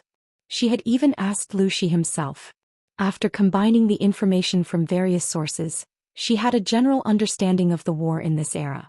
If the information showed that the first party had 200,000 soldiers and the second party had 150,000 soldiers, and there was a huge disparity between the two sides, which side had the highest probability of winning? Excluding factors like timing, geographical and human conditions, most people would think that the first party had a high probability of winning. In fact, the ratio of winning and losing was basically 50-50. Even if the first party had an advantage, it was not a big one. In the war in this era, it did not mean that the side with more people had a higher probability of winning. In fact, that was not the case. On the surface, there were as many as 350,000 people on both sides, but the number of people that really determined the outcome of the war was probably less than 50,000. The real competition was between the elite soldiers and the ratio was very small. The rest of the soldiers were just bystanders. The weapons in their hands were just sharpened tree trunks and they wore coarse linen clothes. Those who were slightly better would be wrapped in leather armor. Their defense was basically zero. The elites of the first and second parties would fight against each other. Based on the situation of the battlefield, if the winning side's morale was high, the bystanders would rush forward aggressively. If the winning side lost, the bystanders would definitely run away faster than anyone else. They would flee in panic. There were many cases in history where the few won against the many. Excluding factors like timing, geographical and human conditions, there was a lot of water in the water. Considering these problems, if Jiang Pingji really wanted to raise some troops, she would, of course, go the route of elite soldiers. Of course, the elite soldiers were still very ugly in her eyes. If it was her in the past, she could kill a bunch of them with one slap. This one, and this one. Stay here and record them in the booklet. Jiang Pingji picked and chose. In the end, there were only a few people left in the yard. Most of them were teenagers under the age of 15. There were only a few young men and there were less than 15 of them in total. Are they all here? Jiang Pingji looked around with some dissatisfaction. She turned to the woman broker and asked, "It seems like there are not enough people." The old housekeeper was worried at first, but as Jiang Pingji picked, he was finally relieved. All that was left in his heart was relief. Although the style was not quite the same, the second Lang Jun really had the demeanor of the old master when he was young. The woman broker hesitated. She was also afraid of the young master. He was very evil. There are some, but they are not very suitable for Lang Jun's requirements. Some of them have a criminal background. There were many kinds of goods in the broker house. Some were children from good families who sold themselves. Some were sold by relatives. Some were slaves who had committed crimes and were bought from the government. And some were servants who had been sold in other mansions. Criminal background? Jiang Pingji raised her eyebrows. She had thought that she could choose enough people, so she set the requirements more strictly. She did not expect that after the selection, there were only about a dozen people who were barely satisfied. Obviously, the number of people was very limited. Bring them here to have a look. The old housekeeper was not calm anymore. He could not let those dangerous people with criminal records get close to his Lang Jun. Jiang Pingji knew what he was thinking, so she spoke first to stop him from saying anything. "I'm just going to have a look. We'll talk about it later if I'm satisfied." Chapter 56. If it was just to guard the house, Jiang Pingji would definitely not use those with criminal records. After all, she had to think about the safety of the Lu family. But if it was to train private soldiers, that was another matter. She had yet to meet a troublemaker that she could not handle. Deep in her bones was a spirit that loved to pursue thrills and thrills. Sometimes it could even be said to be sick.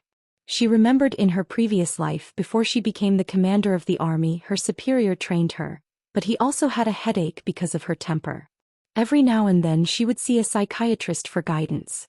The psychiatrist did not alleviate her mental symptoms and she almost drove them crazy. After all, not everyone had strong psychological endurance. They could not accept a stranger flipping them over the moment they met. Under the sharp gaze of the old housekeeper, the broker ordered the goods that were difficult to sell to be brought over. Almost everyone wore shackles on their hands and feet. They did not look like the goods in the broker house. If they wore prison clothes, they would look like criminals. Are these all sold by the government? Jiang Pingji glanced at them. Half of them had tattoos on their faces. They had been branded. Some of them are official slaves. Some of them were originally sentenced to death, but they were lucky enough to be released due to an amnesty. Looking at those people who were either dead silent, mocking, or harboring evil intentions, the woman broker's intestines turned green with regret. Although she was in a hurry to get rid of them, if Jiang Pingji really liked some of them and brought them back, the Lus would definitely not let the broker house off. Love go little short net amnesty? Jiang Pingji searched her memory and found that there was indeed such a thing. The government was celebrating the birthday of his favorite concubine. In addition, the drought that had been on and off in Dongqing for more than half a year had been alleviated. Calculating the time, it should be early February. Under the nervous gaze of the old housekeeper, Jiang Pingji walked in a big circle and stopped in front of a young man who was about 16 or 17 years old. Sleeping Sangwa Xianxian, he's really good looking. I feel that his facial features are a bit similar to the little fresh meat that was popular some time ago. Tudu Feichio, sigh, I wouldn't have noticed if you didn't mention it. But this one looks more mature and manlier than those little fresh meats.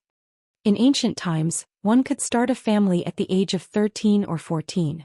At the age of 16 or 17, one would already be the father of a string of little kids. Naturally, one would be more mature and steady. However, Jiang Pingji's focus was not on looks. In fact, she was not very concerned about the looks of people other than women. Raise your head and let me see. Jiang Pingji did not use her hand to pinch his chin. Instead, she used the tip of her sandalwood fan to lift his chin. He seemed to dislike such a humiliating action, but his strength was no match for hers. What a pity. This was also a convict who had been branded. The tattoo mark was on the right side of his face near his ear. Because he hadn't taken good care of it, the wound had started to fester and ooze out a fishy yellow liquid. Some of his flesh had even rolled out, mixed with wisps of bright red. It looked quite horrifying. Yimi Yangguang, it looks even more like it from this angle. His eyes are so good // greater than over equal. Perhaps it was the seduction of beauty. But Jiang Pingji's sharp eyes saw a row of lollipops and lovers' hearts floating across the screen. The young man who was forced to raise his chin slightly squinted his dark and bright eyes. His thick and long eyelashes trembled slightly, and his eyes seemed to hide a sharp blade.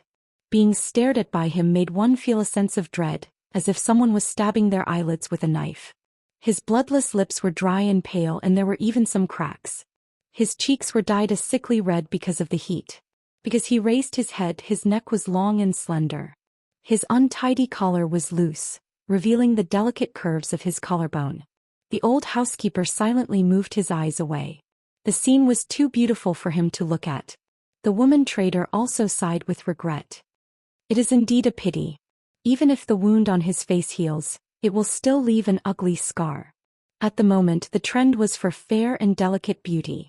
Many gentry families pursued the fashion of putting flowers on their hair and applying powder. However, the public sense of beauty had not changed much. They were still very clear about the difference between beauty and ugliness. Although this young man looked more heroic, he was still a rare beauty. If his face was not ruined, he would definitely be very popular if he was sold to a brothel with his appearance. Langjun, stay away from him. Be careful of his illness. The old housekeeper stood aside and disapprovingly looked at the fan in Jiang Pingji's hand. She smiled and put away the sandalwood fan. Her eyes lingered on the young man. His eyes were full of unwillingness, as if he was an underage cub locked up in a cage. He had the ability to roar in the forest, but he was helpless against the reality. Woman trader, what did he do? The woman trader thought for a moment and said, he is from the county next door. His mother went out to buy vegetables and bumped into a noble. She was pushed and fell to the ground. Unfortunately, she hit her head and passed away. When he found out, he took a knife and went to seek revenge. He killed a servant and was arrested. Originally, he was sentenced to 30 years of exile, but the family refused to accept it. They used their connections to send him to the death row.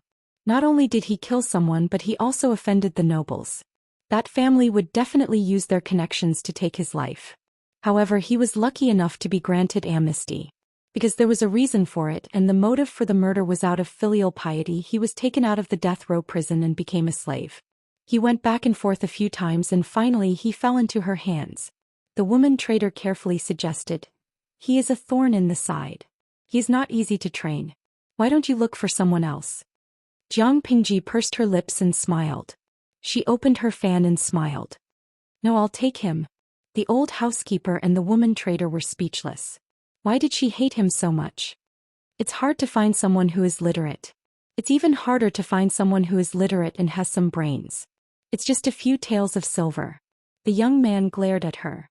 She could even hear him grinding his teeth. Jiang Pingji looked at the young man and smiled meaningfully. She was lucky, but the young man's luck was terrible. If it weren't for her, he could definitely escape from the broker house that night. He was only one step away from the long journey. But such a prison break was nothing in front of her. At most it would arouse her interest. What's his name? The woman trader's brain seemed to have short-circuited.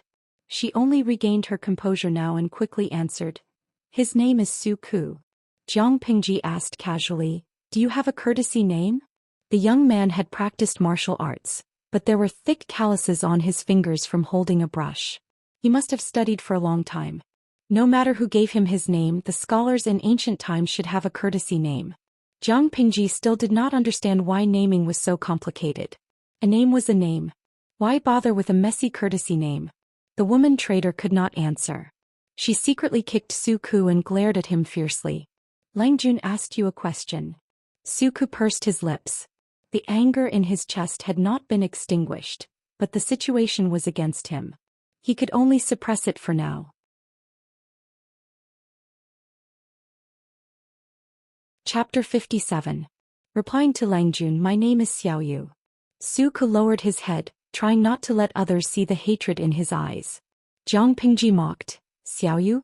Why wasn't it foolish filial piety? There's nothing wrong with avenging your mother, but have you become stupid after studying for so many years? You dare to pick up a knife and seek revenge just because you have some skills? It's fine if you can kill your enemy with your own hands, but you just let your enemy lose a dispensable servant and you even lost yourself. This brain, why do I feel that buying you now is a bit of a loss? To do Feichio.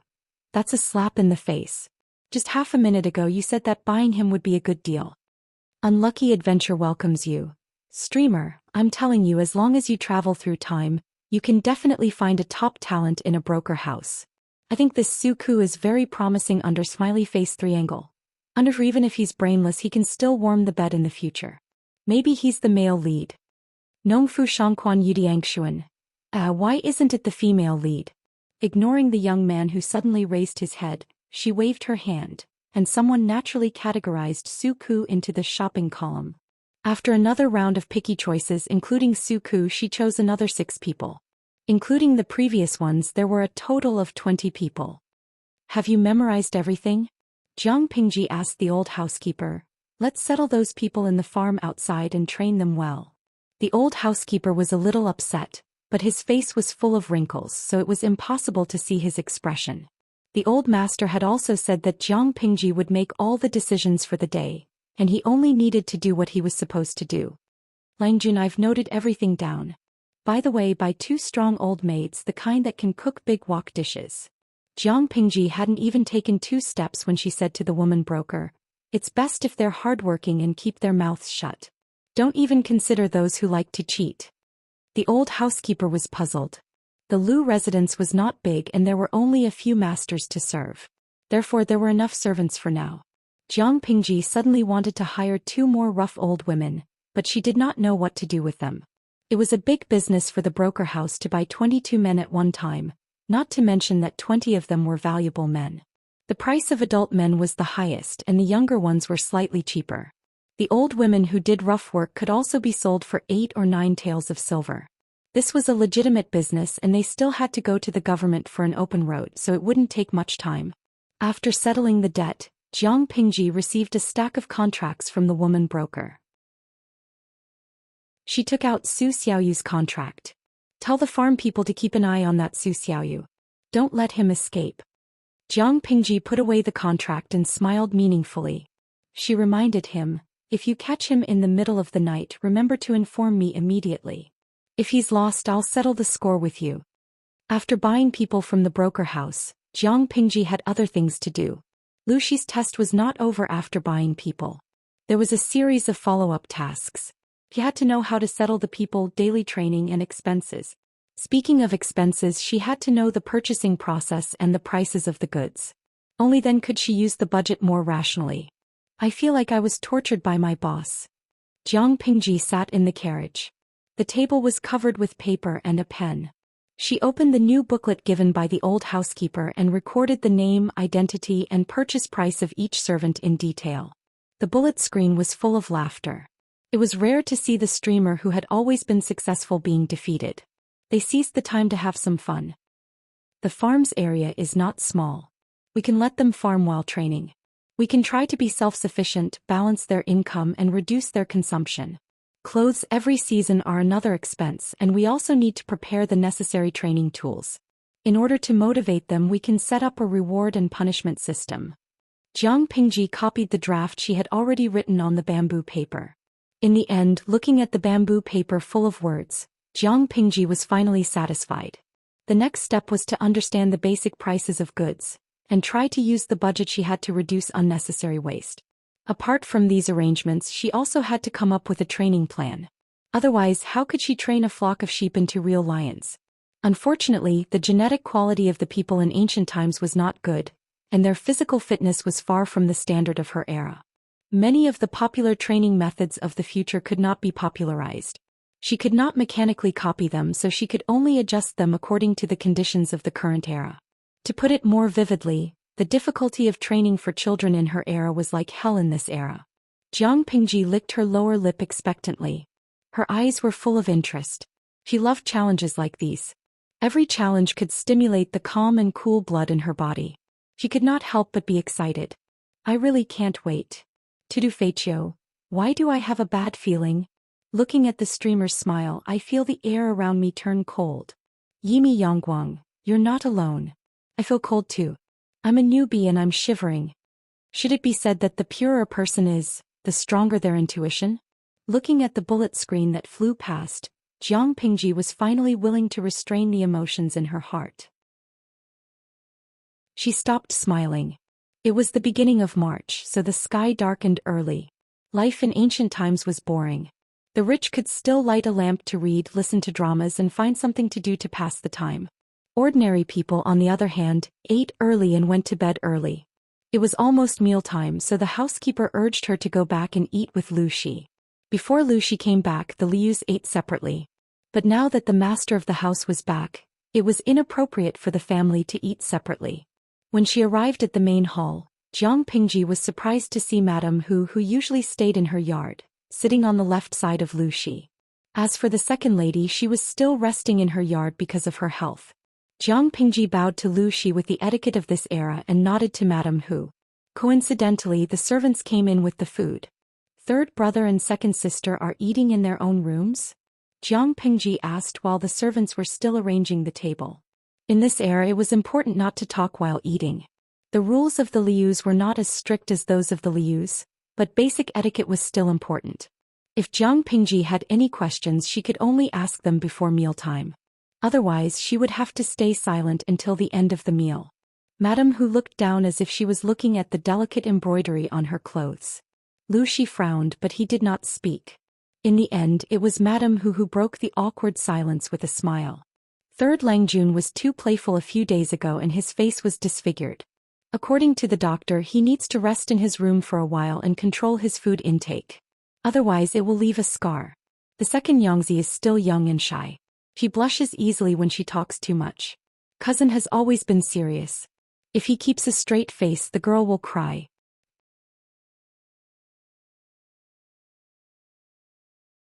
Chapter 58. Lu Shi did not say a word throughout the meal, as if he had not heard the conversation between Jiang Pingji and Madame Hu. The meal was finished in silence. Perhaps it was the influence of Jiang Pingji's soul, but this body's appetite was much larger than Lu Lanting remembered. The cook's cooking skills were excellent, and even though the seasoning of this era was incomplete, it was more than enough for Jiang Pingji, who was used to tasteless energy agents. Lu Shi observed Jiang Pingji and noticed that she habitually squinted her eyes when she ate. She looked like a well-fed cat. He secretly noted down her preferences, so that he could ask the cook to make more of them in the future. Cousin, you still have the 2 wild children in the backyard? After Jiang Pingji left, Madame Hu followed Lu Xi into the main yard and sat down lazily at the table where Lu Xi practiced calligraphy. What wild children! Where did you learn to talk like that? Lu Xi frowned. Madame Hu was so lazy that the veins on her forehead were throbbing. His headache, which he had not felt for years, was back. Sit properly. Don't sway. Heh, I'm glad you didn't call them wild children. Madame Hu rested her chin on one hand and said before Lu Xi could lose his temper, Lanting doesn't know anything. Even though they are only brothers and sisters, they are related to her by blood, aren't they? If one day she feels that she has too few brothers and wants to get close to them, you won't be able to stop her. Lu Xi's eyes were still half closed as if he did not take Madame Hu's words to heart. However, Madame Hu's sharp eyes noticed that Lu Xi's holding the brush was a little unsteady. It was only for a short moment, and if she was not familiar with Lu Xi's habits and temperament, it would have been difficult to notice. Love, go little sake net Lu Xi raised his eyelids and said coldly, that girl is very smart. Madame Hu finally sat up straight and said in agreement, that's true. He seems to have changed into a different person. She used to be as obedient as a sheep. If it weren't for the help of the East Courtyard, even a servant would be able to control her. Now she's like a tiger cub who only eats humans. Lu Xi was silent for a while and echoed, like father, like daughter. Just like me. Madame Hu rolled her eyes in an ungraceful manner. I should say that he's more like you after you turned 12. Lu Xi was speechless. She tried to undermine him without a word and even dug up his dark history. Did she think that he could not see the ridicule in her eyes? The people of the older generation in Hejian County all knew that Lu Xi was as stupid as he could be when he was young. Not only was he stupid, but he was also very bad. He was clearly the second son of the first wife, but he had courted death so much that even the servants didn't like him. Whenever he was mentioned, they would look down on him. However, he had good eyesight. When he was 4 or 5 years old, he had his eyes on the legitimate wife's daughter of the Gu clan in Langia County. Taking advantage of his young age, he managed to become her childhood sweetheart. In terms of family background, the two families were well matched. Of course, that was the extent of it. Gu Min had been famous for her talent since she was young. She was beautiful and intelligent. She was a good helper in the household. When she was 6 years old, she could manage the household with the first lady. She could clean up any mess. On the other hand, Lu Xi was like mud that could not hold up a wall. He was simply a reckless prodigal. To put it bluntly, when the two of them were put together, it was like a toad wanting to eat swan meat. Lu Xi shamelessly stuck to the little girl. If they were not less than 7 years old, there might have been some gossip. Later, when Gu Min reached the age of marriage, Lu Xi begged his mother to sound her out. Then reality slapped him hard in the face. Not to mention Lu Xi, a spoiled brat, even when the Xia kingdom was not destroyed, Gu Min would have been qualified to be the empress of the country. The spoiled brat Lu Xi only started to work hard after his marriage proposal was dealt a blow. He even ran to the Gu residence to seek an audience despite the heavy rain. He waited in the rain for an entire night and begged Gu Min to postpone the engagement for 2 years. He endured a high fever and made bold statements. It's the standard sweet ancient saying, childhood sweetheart route, adorable loyal dog, pretty girl, and so on, */w***. After that, Hejian County lost a spoiled brat and gained a quiet, black-hearted scholar, Lu Xi, who studied with all his might.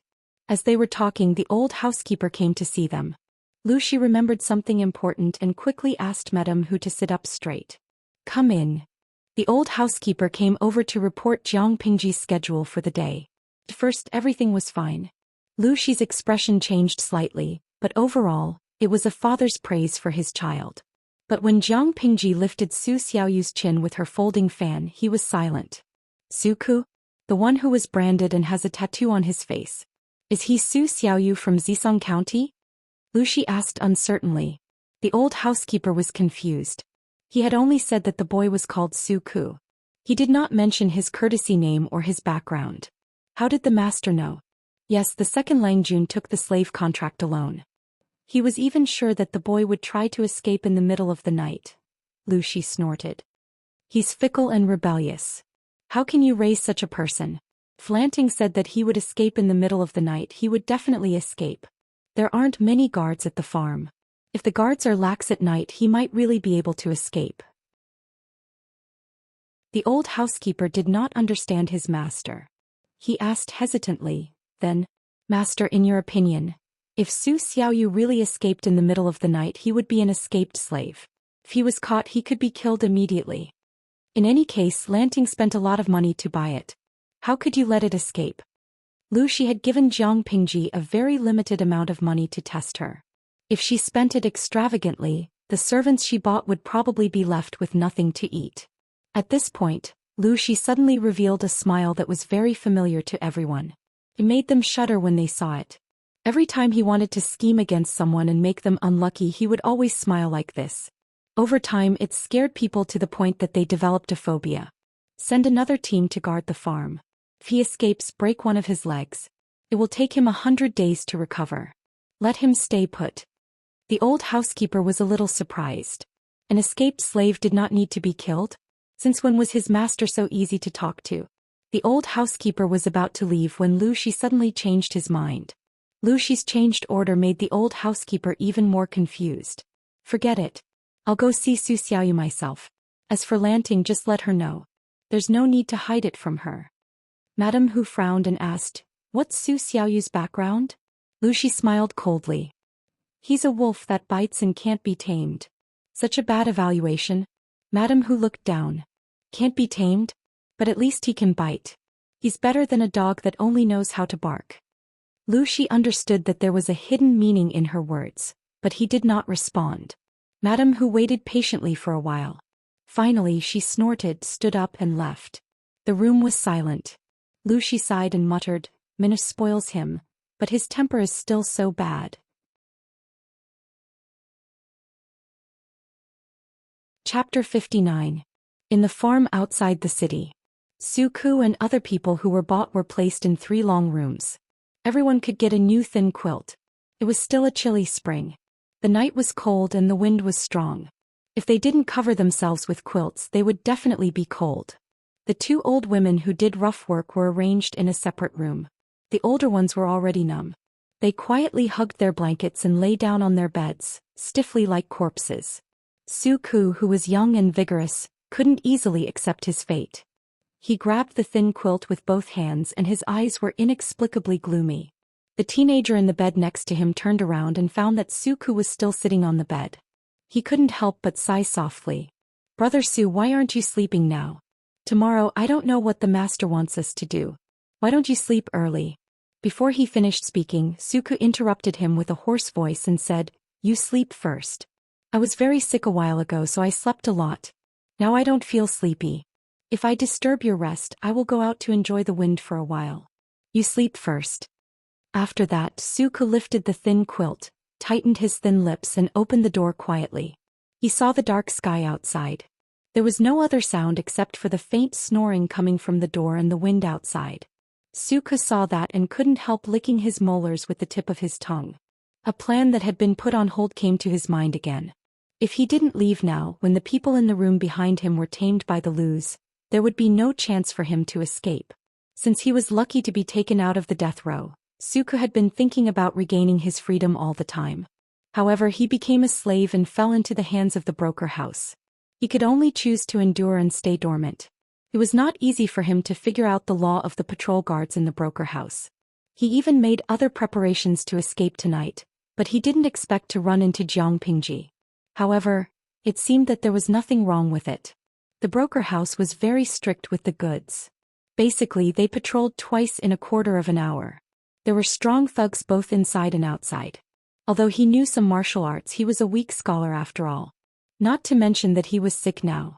If he was accidentally discovered and caught, he would definitely be beaten to death. On the other hand, the security of this farm was lax. Basically, no one cared about the slaves they bought. If he sneaked out of the farm at night, he would be safe as long as he entered the nearby woods. Then he could escape to the mountains to hide for 2 days. Maybe he would be free. This thought lingered in his mind. Su Ku swallowed nervously. Because of the fever, his throat was so dry that smoke could come out. He shook his dizzy head, trying to keep himself awake. In his mind, he recalled the route he saw when he was pulled by the mule cart. If the heavens don't kill me, I will definitely take revenge. Su Ku was very cautious. He crept out of the farm while hiding in the shadows. The farm behind him was like a sleeping, man-eating beast. It curled up and slept. It looked harmless, but it had the ability to suck people's souls and cut off their freedom. His footsteps staggered as he groped his way into the small forest. Another mile ahead was the deep forest and tall mountains. It would take at least 4 hours for the people of the farm to find out that he had escaped. He still had plenty of time. However, Suku's heart that was about to return to freedom didn't last long. His 2 handsome eyebrows gradually furrowed because of doubts. There was a kind of uneasiness in his heart. Suku walked for another quarter of an hour and his heart gradually sank to the bottom. The night wind whistled and hit his face. It was bone-chilling, but it was still not as cold as his heart at this time. The huge gap between the heaven of freedom and the hell of reality when he was about to touch it made his hands and feet feel cold. A group of 12 people, all tall and strong, all dressed in neat leather armor, riding tall horses, were looking at him silently. Suku stared at them blankly and they also stared at him blankly. At this time, silence was better than words. Finally, the crisp sound of horse hooves broke the silence. Someone came up and asked him, "Zhou Xian?" At first Suku thought that he was lucky. Although he was an escaped slave, not everyone wanted to kill an escaped slave. Now, was it too late for him to go back to take a bath and sleep? These people were obviously coming for him, so Suku did not hold any hope of getting lucky. Instead, he felt a sense of pride that came from nowhere. He raised his hand to straighten his clothes, cupped his hands and said, "Yes, I am Zhou Xiaoyu from Zisong County." "Zhou Xiaoyu? My master wants to see you. He has been waiting for you for most of the night." Suku was suspicious, but the man obviously didn't want to say more. He just asked Suku to follow him as if he wanted to take him to see someone. Even if he wanted to escape, he had to think about it. He was a man with 2 legs. Even if he was sick, he couldn't outrun a 4-legged horse. There were many farms and villages of different sizes outside Hejian County. Not long after following this group of strange people, he saw a little candlelight in front of him from a distance. He could vaguely see the shape of a village. Suku frowned and pursed his thin lips tightly. His eyes were gloomy. The leader got off the horse and threw the reins to his companion. He said to Suku, whose face was pale and lips were blue, "Master is waiting for you in the house. Go in. Don't forget to be polite." Suku was still confused. He pushed the door open and the hot air in the house blew into his face. There was also a little fragrance in the air. The fragrance made Suku subconsciously think of the handsome young man in the daytime, the son of a rich family who bought him. "Is it him?" Suku was hesitant, but he immediately denied the speculation when he saw the figure on the screen. The figure was obviously an adult man and the young man in the daytime was at most 12 or 13 years old. "Come in." The man's slightly hoarse and mature voice came from the house, which shocked Suku out of his thoughts. Kneeling in front of the screen, Suku's eyes flashed with unknown colors. After a few breaths, he heard the rustling of clothes on the other side of the screen, and then he heard the sound of steady footsteps. The source of the fragrance was getting closer and closer to him. "Suku? Zhou Xiaoyu?" A familiar force came from his chin, but it was different from Jiang Pingji's folding fan. The man directly pinched it with his hand, and the force was so strong that he could not help but secretly gasp. It was so painful that even the corners of his eyes were filled with physiological tears, and his eyes were full of red veins. At that moment, Suku saw the face of the man in front of him clearly. Against the burning candlelight in the room, the man's face fell into his eyes. The man's eyes seemed to be dipped in poison and cold. From the outline of the face, it was somewhat similar to the young man in the daytime. As long as one was not blind, anyone could see that the two were related by blood. Suku was puzzled. He was just a slave bought by the young man. Why did the young man's family come out? He answered with some difficulty, "Yes, I am." For no reason, Suku's brain seemed to be empty when he was stared at by those venomous eyes. His heart was filled with an indescribable fear, and he didn't even feel the pain of his chin being pinched to the point where it was bruised. Chapter 60. After a good night's sleep, Takshu and Xuanmei helped Jiang Pingji dress and wash up. Second Langjun, the old housekeeper, sent a message last night saying that a servant escaped from the farm and was later caught. Takshu straightened her collar and then tied up her long hair. She fixed it with a simple but exquisite jade hairpin. Clothes and appearances in ancient times were complicated and particular. Jiang Pingji only knew how to tie her hair into a ponytail. She allowed the two personal maids to do whatever they wanted. She raised her half-closed eyelids and asked, "Escaped slave? Suku?" "That seems to be the name. Now he is waiting for you outside the yard." Xuanmei echoed. She then criticized, "Second Langjun is gentle to his servants, unlike the other young masters. Langjun, you took him in. What else could he be unhappy about? How dare he want to be a runaway slave?" Jiang Pingji listened quietly and didn't say a word. In fact, she admired Suku's actions. People who fought for their own freedom were courageous. However, in this era her thoughts and Suku's actions were very rebellious. Suku was not worthy of being treated like a fool, so she just listened. Jiang Pingji switched on the live stream as usual. She resumed her elegant appearance and ate her breakfast quietly. Of course, due to the lack of resources in this era, her breakfast was average in the eyes of the audience. Outside the study she saw Suku, who had changed into a clean set of clothes. Even the wound on his face had been properly bandaged. Jiang Pingji walked to Suku's side. "Why are you here?" "Master has ordered me to learn from you in the future and serve you." Suku's body trembled. He sounded unwilling, but his attitude was still respectful. It was completely different from the day before. Jiang Pingji raised her eyebrows and rolled her eyes. Suddenly she thought of something and her lips curled into a smile. Because of her identity, Lu Lanting did not have a page boy. Takshu and Xuanmei were the ones who helped her with the chores. Now that Suku was half a page boy, he had to take care of the chores. Entering the study, rows upon rows of bookshelves were piled with countless bamboo slips, as well as incomparably precious paper books. Suku glanced at the labels on each row of bookshelves and the titles indicated. He was so stunned that he forgot where he was. Just this study room alone was several times larger than an ordinary household. The books on the shelves were even more priceless. If one were to say that he was dissatisfied before, after reading these books he was no longer angry. In fact, he was so excited that his hands were trembling. "What happened?" Jiang Pingji glanced at Suku and sat down. She pointed at the box beside the desk and said, "Cut the paper." The bamboo paper produced by the papermaking workshop was very big. Jiang Pingji cut it into a suitable size according to the requirements. The paper she had cut before was used to practice calligraphy and complete homework. It was the size of A4, but it was too small for drawing design, so she had to cut it again. "To do Feiqiu, early in the morning I've been given candy by the streamer. Although the gender is reversed, it's still pleasing to the eye. Laogong bougie hubby. Isn't this the stubborn young man from yesterday?" Jiang Pingji seemed to be practicing calligraphy, but in fact she was watching the bullet screen of the live stream. The screen was full of old drivers. "Badeo Zhangzi, did something unspeakable happen last night? Why does it feel like the wolf cub has become a little lamb after one night? What did you do to the cub last night?" Jiang Pingji secretly clicked her tongue. What did she do to the cub? It was obvious that someone had gone to train the wolf. "Sorcerer girl offing.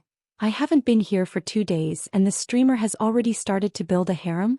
Misha warrior on. The audience is confused, but Suku is obedient, and his style is as beautiful as a painting. The comments were getting more and more twisted. Some people even tipped her, hoping that she could make a live version of how to flirt with a man. Her eyebrows were jumping happily. Suku, who was beside her, had no idea of Jiang Pingji's rich inner thoughts. His pale hands were placed on the bamboo paper, and the smooth feeling under his palms made his cheeks flush. It was as if he was touching the soft skin of a young girl. The frequency of his heartbeat made him feel helpless. Was this bamboo paper? When Suku was studying with the headmaster in Zisong County, he had seen the face of it. It was a stunning sight that made his heart beat erratically. As a commoner, Suku was lucky enough to study. How could he have the chance to use bamboo paper, which was as expensive as gold? Not to mention, the quality of the bamboo paper he had seen before could not be compared to the box of bamboo paper in front of him. If the former was said to be as loose as a middle-aged woman's skin, the latter was as white and smooth as a newborn baby's. It was addictive to touch. Jiang Pingji, did she make a mistake? Why did she feel like she had brought back an idiot with a fetish? Actually, she didn't intend to let Suku stay by her side. She just wanted to buy him and promote him to be in charge of the accounts. He would be mainly in charge of the group of servants she trained, from trivial matters to the training process and rewards and punishments. He had to take care of everything. They were the embryonic form of her second novel, and they were also her guinea pigs. It was inevitable that she would pay attention to them. Even though she had been the commander of the 7th Army, this era was too different from hers. There were many things that she had to explore. The light in Suku's eyes was exactly what she admired. But it seemed that her father, who was obsessed with women, had misunderstood. Because of the crazy work in the past few years, Luxi's life was quite irregular. That day he slept until noon. Jiang Pingji went to greet him and had lunch with him. She observed carefully and found that Luxi's eyes were darker. She knew it clearly, but she still opened her mouth to ask, "Father, did you sleep well last night?" Luxi smiled and took a sip of tea to moisten his lips. "I went to train the wolves." Jiang Pingji, white lotuses were all the same, but there were always two sides to a two-faced person. That was true. Jiang Pingji silently turned her face away. Jiang Pingji thought without sympathy Suku would probably be traumatized for the rest of his life. Then she thought of something else and felt that she had to explain it to Luxi.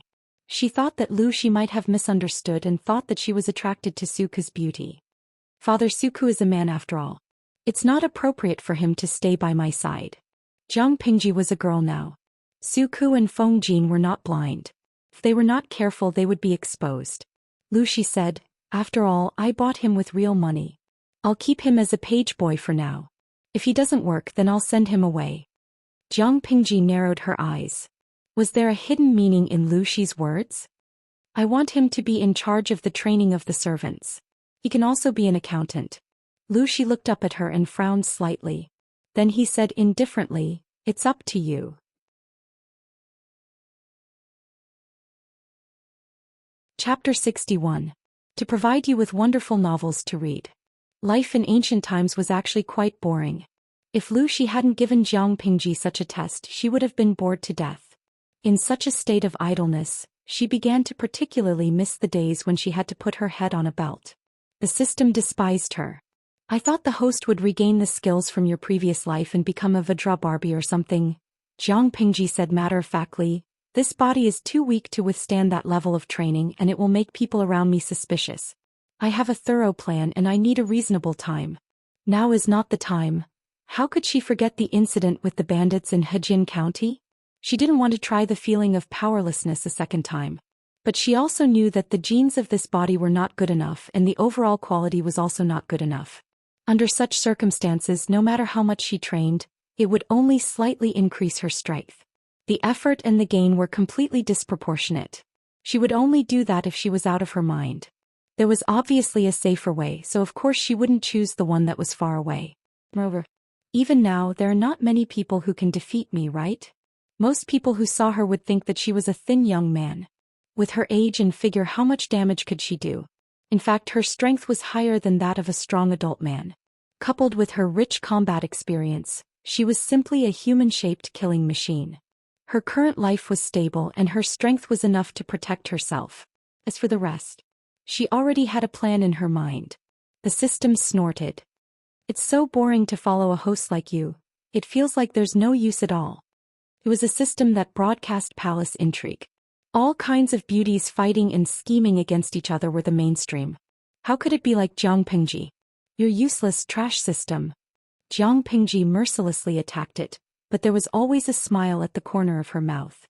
The system coldly dragged out its voice and fiercely typed 4 words. "Blue skinny mushroom cack." Jiang Pingji. In the eyes of an outsider, Jiang Pingji was sitting in the corridor leaning against the table. She supported her chin with one hand and held a scroll with the other. She always had a gentle smile at the corner of her mouth, and her eyes were charming. The spring breeze blew her hair and the pear blossoms in the courtyard swayed with it. Seeing this, Suku, who was guarding at the side, secretly turned his head, feeling a little surprised. If this Langjun was less heroic, he would be as pretty as a girl. Of course, it was just a likeness. Anyway, Suku couldn't imagine a girl with such a black heart and such a vile character. It was simply a nightmare. Even though he was unhappy, Suku didn't dare to show it. In his eyes, Jiang Pingji wasn't scary. What was scary was his father, who was above her. Even though it had been 2 or 3 days, he still felt a chill in his body every night. Once he fell asleep, the room would be pitch black and he would think of that pair of eyes that seemed to be dipped in poison, scaring him so much that he wanted to have nightmares. Of course, the truth would prove how silly he was. At most, Lucy would torture people, but she would make them wish they were dead. What happened, Takshu? Jiang Pingji turned her head and looked at the corner of the corridor. Su Ku, who was closest to her, did not react at all. The maidservant, Takshu, respectfully handed over an invitation card. She took it, and a delicate fragrance came from the letter. It smelled very good. An assembly? There were 2 cards in total. One was written and the other was tucked inside. The handwriting was gentle and graceful, and it was very pleasing to the eye. It was Wei Jingxian's handwriting. I'm not interested in that. She was proficient in fighting and surviving in the wild, but she had no idea how to recite poetry. As a science monk who loved machinery, she was considered illiterate. Her motto was, "If you're not convinced, come fight me." That was how hooligan she was. Even the former Lu Lanting was bad at poetry. She was often praised by the previous teachers as the work of a craftsman. Taksha was stunned. She didn't expect Jiang Pingji to reject her. She stood rooted to the ground. Xuanmei added awkwardly, "But it's a personal invitation from Wei Nyangzi. If I reject it, I'm afraid." Wei Jingxian was his fiancée in name. What was the difference between rejecting a personal invitation and a slap in the face? Jiang Pingji read Xuanmei's unfinished words and helplessly looked up at the sky in the courtyard. The sky was clear and it was the perfect weather to go out. Su Ku frowned and asked in a low voice, "This is a gathering, not a feud. How can it be the world's invitation?" Usually, invitations were sent a few days in advance to give the invitees enough time to prepare. This invitation was sent in the afternoon. Jiang Pingji said carelessly, "You're a young lady. Men can't understand your temper. You have to tolerate it." After that incident, she had offended more than half of the noble ladies in Hejian County. It was normal for her to be bullied. Su Ku was speechless. She made it sound like he had no bearing. Jiang Pingji played with the sandalwood fan in her hand. She ordered the maids to prepare suitable clothes. She was ready to leave for the gathering. "This weather is actually more suitable for sleeping," Jiang Pingji said to the audience. Jiang Pingji said to the audience, "Sleepy in spring, sleepy in autumn, sleepy in summer and sleepless in winter and March. It's a good time to sleep all year round. I'd be crazy to waste it on a boring poetry meeting." Jiang Pingji always had a lazy look on her face. She leaned against the table and looked like a sleeping beauty. The gathering was held by the Weis at the Yishui River outside the city. It would take about an hour for the carriage to get there. Apart from the driver, Jiang Pingji only brought a maid and Su Ku, who was not very good at fighting. Jiang Pingji brought Su Ku with her for a reason. His father Lu Shi seemed to care a lot about Su Ku. He even tested him on his studies. His attitude was more like a student than a servant. According to the rules of that era, it was a bit whimsical. Su Ku not only had a criminal record, but he was also a slave who had been branded. His social status was lower than that of a commoner. No matter how talented he was, he would not be valued by someone like Lu Shi. But, thinking about Lu Shi's unconventional and open style, she was not sure what he was thinking. Putting Lu Shi aside, she had been observing Su Ku for the past few days. Indeed, she was tempted. Of course, it had nothing to do with romantic feelings. She simply felt that if he was trained well, he might be a good assistant. Su Ku was a standard talent for internal affairs. He was quick-witted and resourceful. If it was in her world, he might be recruited as an assistant in the army and help her deal with all kinds of messy documents. But no. His temperament was a bit uncertain. He needed to be trained. She would keep him for now. If it was possible, she would use him. As she thought about it, they arrived at the gathering. From afar, they could see a circle of servants and carriages. Once bitten, twice shy. It seems that he was frightened by what happened before. Seeing the formation, Jiang Pingji got out of the carriage. Her wooden clogs clattered on the stones. Chapter 62. The 3rd month of late spring was the season when the grass was long and the orioles were in flight. The willows were green and the flowers were in full bloom. The sky was as blue as if it had been washed. Silhouettes flashed by the pavilion. Young maidservants quickly carried fresh seasonal fruits. Pear blossoms were in full bloom nearby. The scenery was beautiful, but the people were even more beautiful. More than 10 young Langjuns were sitting at the table with exquisite snacks and fruits on the table in front of them. The oldest was in his 20s, while the youngest was only a little over 10 years old. Their ages varied, but they were all extremely good-looking. Jiang Pingji looked at the screams on the bullet screen. She secretly rolled her eyes. She didn't understand the aesthetics of those people. Although these Langjuns were beautiful, they were all dressed in brightly colored clothes with flowers on their hairpins and powder on their faces. They were really more beautiful than flowers. Cough, cough, cough. To put it bluntly, it was a gathering of a bunch of traps. Faced with Jiang Pingji's ridicule, the audience on the bullet screen was not happy. A series of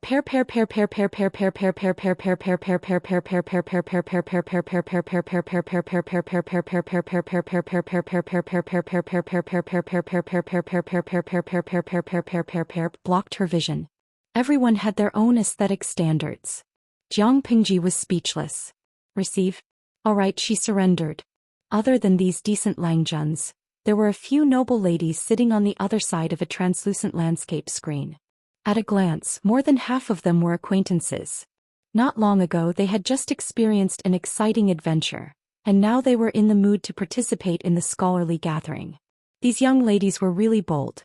When Jiang Pingji saw them, the noble ladies naturally saw her too. Among them, Shangguanwan's eyes lit up. She wanted to step forward, but they were in a public place.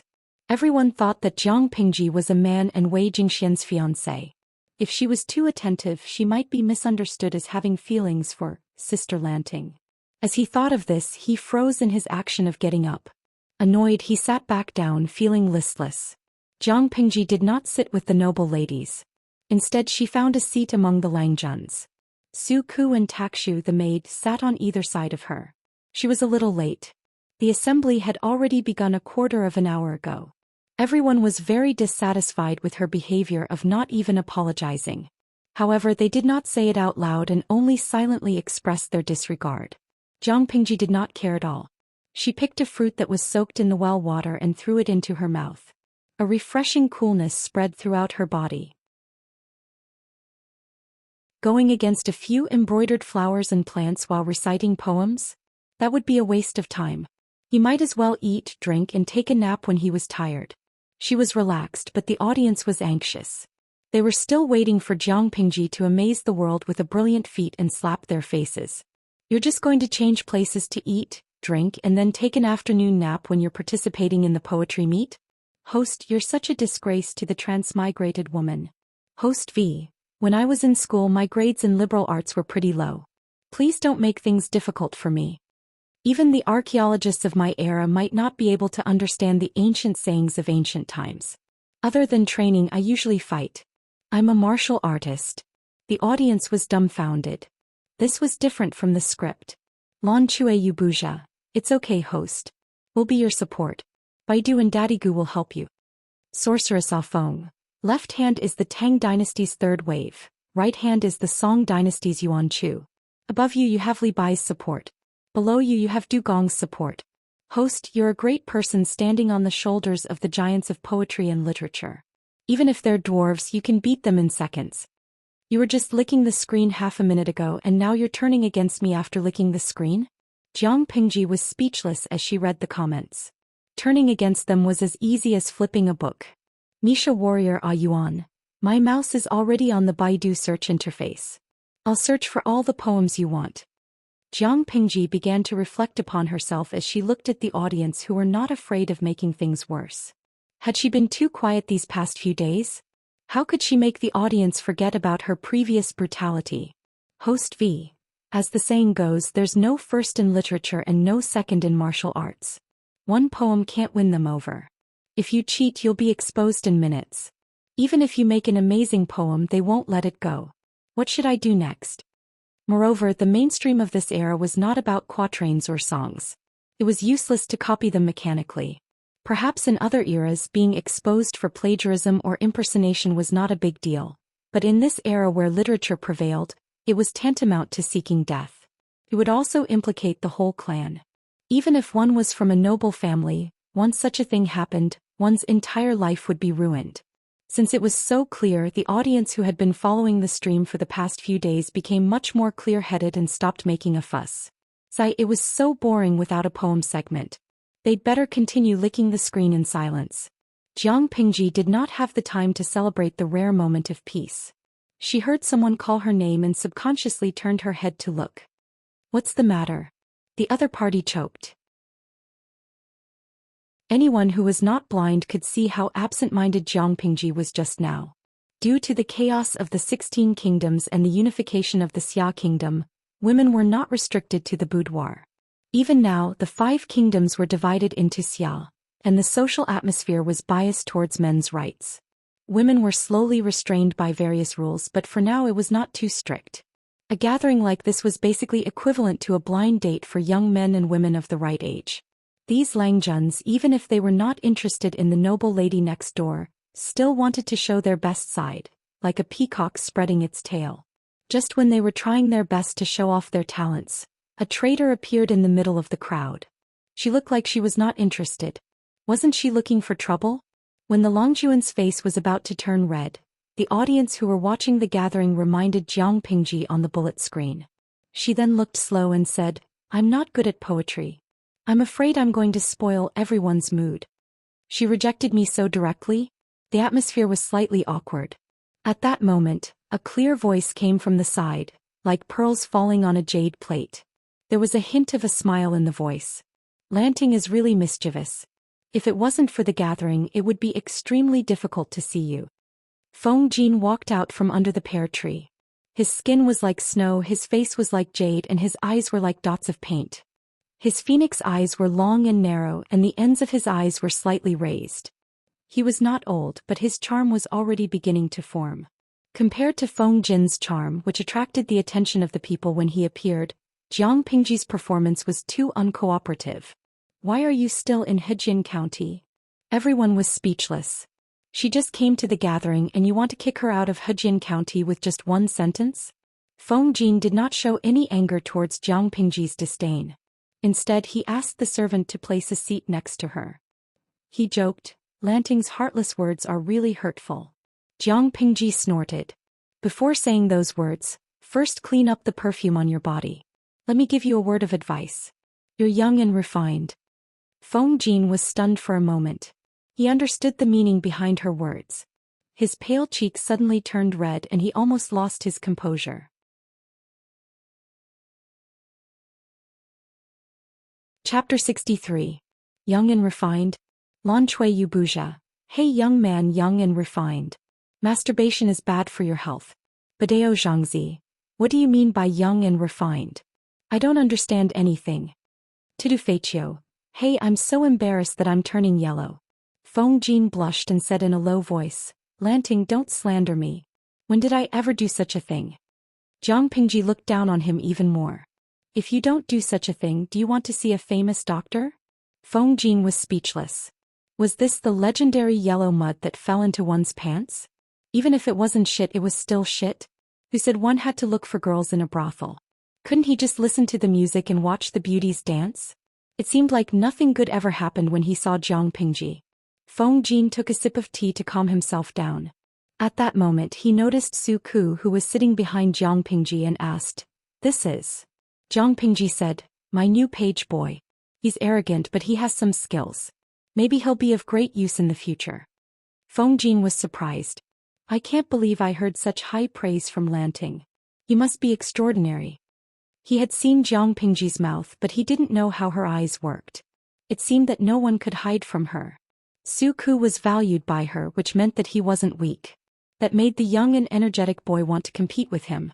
Love Gok small talk net ku. For a moment Feng Jin had forgotten something important. Lu Lanting was a girl. Jiang Pingji glanced at him and said as she ate her tea, "No matter how extraordinary he is, he's still my accountant." To be honest, the tea in this era was very different from the tea she had imagined. There were many spices added to it and the taste was hard to describe. Strangely enough, the more she drank, the more she got used to the taste. It was terrifying. "Lanting, you don't play with words?" Feng Jin smiled and nodded at the Langjuns. He whispered to her. Jiang Pingji raised her eyebrows. "It has never been my style to attack the enemy's strong points with my weak points. Feng Jin thought about what she was good at and silently facepalmed. She shouldn't have come to a place like this, okay? There are also activities like horse riding and archery at the assembly. You can show your skills there. Feng Jin comforted her. Even he who was in Xiangyang had heard of Lu Shi, the gifted scholar of Hejian County. Lu Lanting, as his son, was illiterate and had no knowledge of poetry. This was completely unexpected. However, everyone had their own strengths and weaknesses.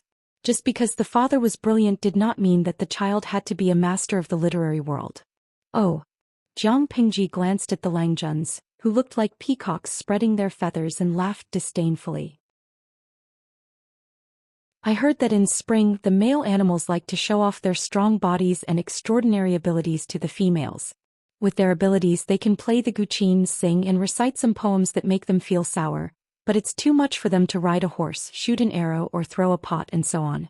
Love go little say net ka. Feng Jin was speechless. He should not have talked about this topic. If they continued, he was afraid that he would not be able to leave the assembly alive. He would be beaten to death. Feng Jin cleverly changed the topic to prevent Jiang Pingji from saying something more provocative. Why is Lanting here at the assembly today? It was different from the usual poetry and literature gatherings. Today's assembly was more of a blind date. Jiang Pingji raised her eyebrows at the landscape screen and said in a warm tone, Jing'er is here too. If it had been someone else, they would have thought that Jiang Pingji missed her fiancé and took the opportunity to come to the assembly to relieve the pain of longing. However, Feng Jin was not an ordinary person. He and Jiang Pingji had not known each other for long, but the few times they had interacted, they were as familiar as old friends. Feng Jin frowned and asked in a voice that only the two of them could hear, Does the Weiss want to break off the engagement? Why have you forgotten? Jiang Pingji raised her eyebrows and her eyes were filled with ridicule. This marriage is not going to last. Jing'er is at the age to discuss marriage and should get married after the wedding ceremony. There are not many Langjuns of the right age in Hejian County. Shouldn't we make plans early? In ancient times, marriages were all set early. They waited until they were of a certain age to find someone they liked. When Feng Jin asked this, his expression changed. He seemed to have been tricked by himself. You don't feel unhappy at all? Jiang Pingji responded by rolling her eyes in annoyance. Feng Jin was speechless. Oh, the person in front of him was a girl, but he could not help but think of her as a brother. Since you already know the purpose of this gathering, Lanting should not have come. Even if she was only a fake husband on the surface, the Wei residents' actions were still giving her a green hat, okay? Jiang Pingji said, Do you think I can ignore the sun outside just because I covered myself with the blanket and slept in? Moreover, I really like Jing. A good girl like her should have a good husband. I came to see what kind of a Langjun the Weiss are interested in and help Jing or judge him. No matter what the Weiss were like, Wei Jingxian was indeed innocent. Under the circumstances where there was no conflict, love for beautiful women was above everything else. Then what did you see? Feng Jin did not like to gossip behind people's backs, but he was saying it in front of them. Jiang Pingji was not Feng Jin. She had no qualms. While she was drinking tea, she looked at one person. A real idiot. The fragrant powder on him came from different maids. There are probably 3 of them. One of the maids is pregnant. She's around 5 months pregnant. Feng Jin could listen carefully at first, but after a while he felt that his worldview was broken. This one is even worse. He is lusting after his brother's wife. I guess he had many romantic dreams last night. That one likes men and is cold to women. If she marries him, she will probably be a widow. Jiang Pingji gossiped with Feng Jin in a low voice. As for the one in pink with flowers on his hairpin, he is addicted to sex and has a tendency to abuse women. What a beautiful face, but he is filthy on the inside. Whoever marries him will be unlucky. As for the one in green, he is considered loyal, but sometimes he is a little muddle-headed. He is usually too cautious and can only be considered average. His widowed mother is strong. I am afraid that the bride will be tortured if she marries him. He is not a good choice. As he spoke, another youth dressed in a bluestone-colored robe walked in from outside. His grace was not inferior to Feng Jin, who was beside him. Feng Jin suddenly laughed. Lanting, look at that one. What does he look like? At first glance he looks all right. Unfortunately, he is not a good man.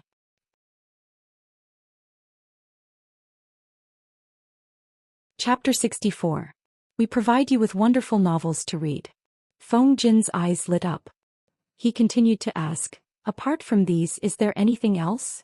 Jiang Pingji sneered. He came from the same brothel as you. How could you not know? He was hugging left and right, and one of them was feeding him snacks in his arms. What a carefree life.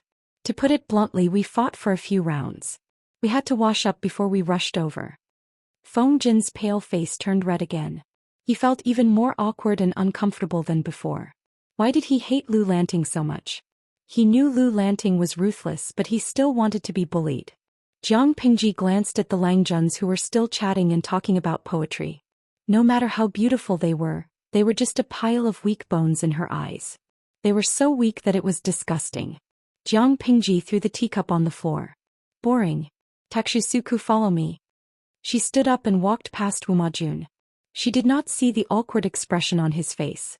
From afar, Wumajun had seen Feng Jin chatting happily with a handsome young Langjun. He wanted to come over and talk, but he did not expect Feng Jin to stand up and leave with a cold face. The change in attitude was so drastic that the suspicious Wumajun could not help but overthink. Feng Jin smiled and shook his head. He was helping Jiang Pingji out. Lanting is not good at poetry. Looks like he's annoyed. Wumajun sat down. The unhappiness in his heart dissipated a little, but he still minded. Who is that Langjun? He had left the others behind and went to the noble lady. They seemed to be chatting happily. Wumajun felt that such a person would not amount to much. Feng Jin smiled and introduced him as if he did not see the dissatisfaction in Wumajun's eyes.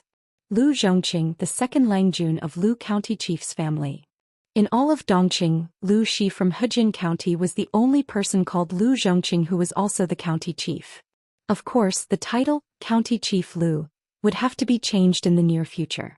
Wumajun's expression was much more relaxed, and there was even a hint of enthusiasm.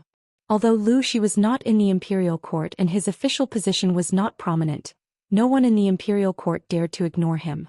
Not everyone had the ability to bring a barren county back to life and make it prosperous. That county's annual tax revenue was comparable to that of 2 states, and it was also a major grain-producing county in Dongqing. Wumajun was still suspicious. So it's the Langjun of County Chief Lu. But why did he leave just now? Lanting loves martial arts and seems to be interested in chivalry. He is very impatient with poems and songs. How could he be interested? Feng Jin was still gentle and seemed a little helpless. She's only 12 years old now. She's young and impetuous. Let her be. Wumajun knew Feng Jin well. Feng Jin liked to talk about things that were difficult to understand, and Lu Lanting was probably angered because of this. Thinking that he had found a reason, he finally revealed a gentle smile and said, Huayu, since Lu Langjun doesn't like to talk about those things, why don't you just change it? Why make him leave in anger? It is said that County Chief Lu loves his son as much as his own life, and he is the General Evaluation Officer this year. Aren't you afraid? There was an evaluation every 3 years. Although Lu Shi was only a county governor, his status was even comparable to that of a governor. He was specially promoted for this year's evaluation. If they offended Lu Shi at this time, they might get their heads blown off. Feng Jin said carelessly, County Chief Lu is an honest and upright person. Why would he care about the conflicts of a child's family? Which official in Dongqing's officialdom was not in cahoots with one another? Only Lu Zhongqing was a clear stream. Back then, when he was sent to Hu County, anyone with a discerning eye could tell that he had been ambushed and suffered a loss. Hu County was a large place, comparable to a prefecture. However, it was a place with barren mountains and unruly rivers. The people were tough and there were bandits and squires. There were years of floods and natural and man-made disasters. Before Lu Shi, 9 county governors had died in such a place. They had thought that Lu Shi would be the 10th unlucky one. Who would have thought that he would have the ability to turn the world upside down? Even though Hu County was still a county, it was as prosperous as the other rich prefectures in Dongqing. The food it produced had alleviated the disasters in the 2 neighboring prefectures and stabilized Dongqing's decline. Who in the court dared to say that they did not know about Lu Shi? Jiang Pingji did not know that her strange father was so cunning. She had another problem on her mind. Could anyone come here and pull Shangguan away from this sticky candy? She kept saying that Brother Lanting did not care about one, and she kept saying that Brother Lanting did not love one. She made it sound as if she had committed a heinous crime. Then what do you want? Jiang Pingji felt that she was stupid. Why did she come here? She might as well choke Feng Jin to death. Teach one her how to ride a horse. I want a big horse, not a pony. One pouted as she begged. Her braids swayed back and forth. You're so hard to please. How are you going to ride a horse with that outfit? Jiang Pingji facepalmed, but she accepted Shangguanwan's kindness. Despite her young age, she was a smart girl. At her age, it was still too early for her to come to this gathering, but she had come with Lu Lanting's best interests in mind. Shangguanwan had probably seen through the Weiss plans and was trying to get back at her in front of everyone. I knew that Brother Lanting would say that. I'm prepared. She squinted her eyes slyly as she spoke. Fine, I'll give it to her. Jiang Pingji had no choice but to turn around and ask Wei Jingxian, whose face was filled with guilt and embarrassment. Do you want to go? Wei Jingxian's exquisitely made-up face turned pale. She shook her head. Shangguanwan walked in front. She had changed her outfit for the day to make it suitable for riding a horse. Brother Lanting, don't blame Sister Jingxian. She only found out about today's incident last night. Pulling Lu Lanting's horse, the two of them walked to a place where the crowd could see but not hear. Why would I blame her? The Wei residence's invitations secretly contained her flower note, and there's a code in it. Come, let's give it a try. Jiang Pingji stood on her tiptoes and stroked the horse's neck. On the surface, she was trying to soothe the horse's anxiety at meeting a stranger, but in reality she was using her aura to suppress it. It had dared to kick its hooves before, but now it would not dare to throw a tantrum. Both Lu Lanting and Shangguanwan were little children, but the horse was a pure-blooded northern borderline stallion. Its height alone was several heads taller than the two of them. But now the legendary wild horse was as obedient as a lamb. It's too high. I can't get up. Shangguanwan tried a few times, but she could not even step into the stirrup. Her face scrunched up. Jiang Pingji did not carry her up, so she gave the horse a look and used a mental hint. Then Shangguanwan saw that Jiang Pingji patted the horse's body, and the horse obediently lowered its body. You're so smart. Jiang Pingji smiled as she held the reins. Shangguanwan nervously grabbed the saddle. You can get up now. You're tuning in to the Zhou Xian's Legacy YouTube channel. Don't forget to subscribe and join us on this journey to catch the most captivating stories.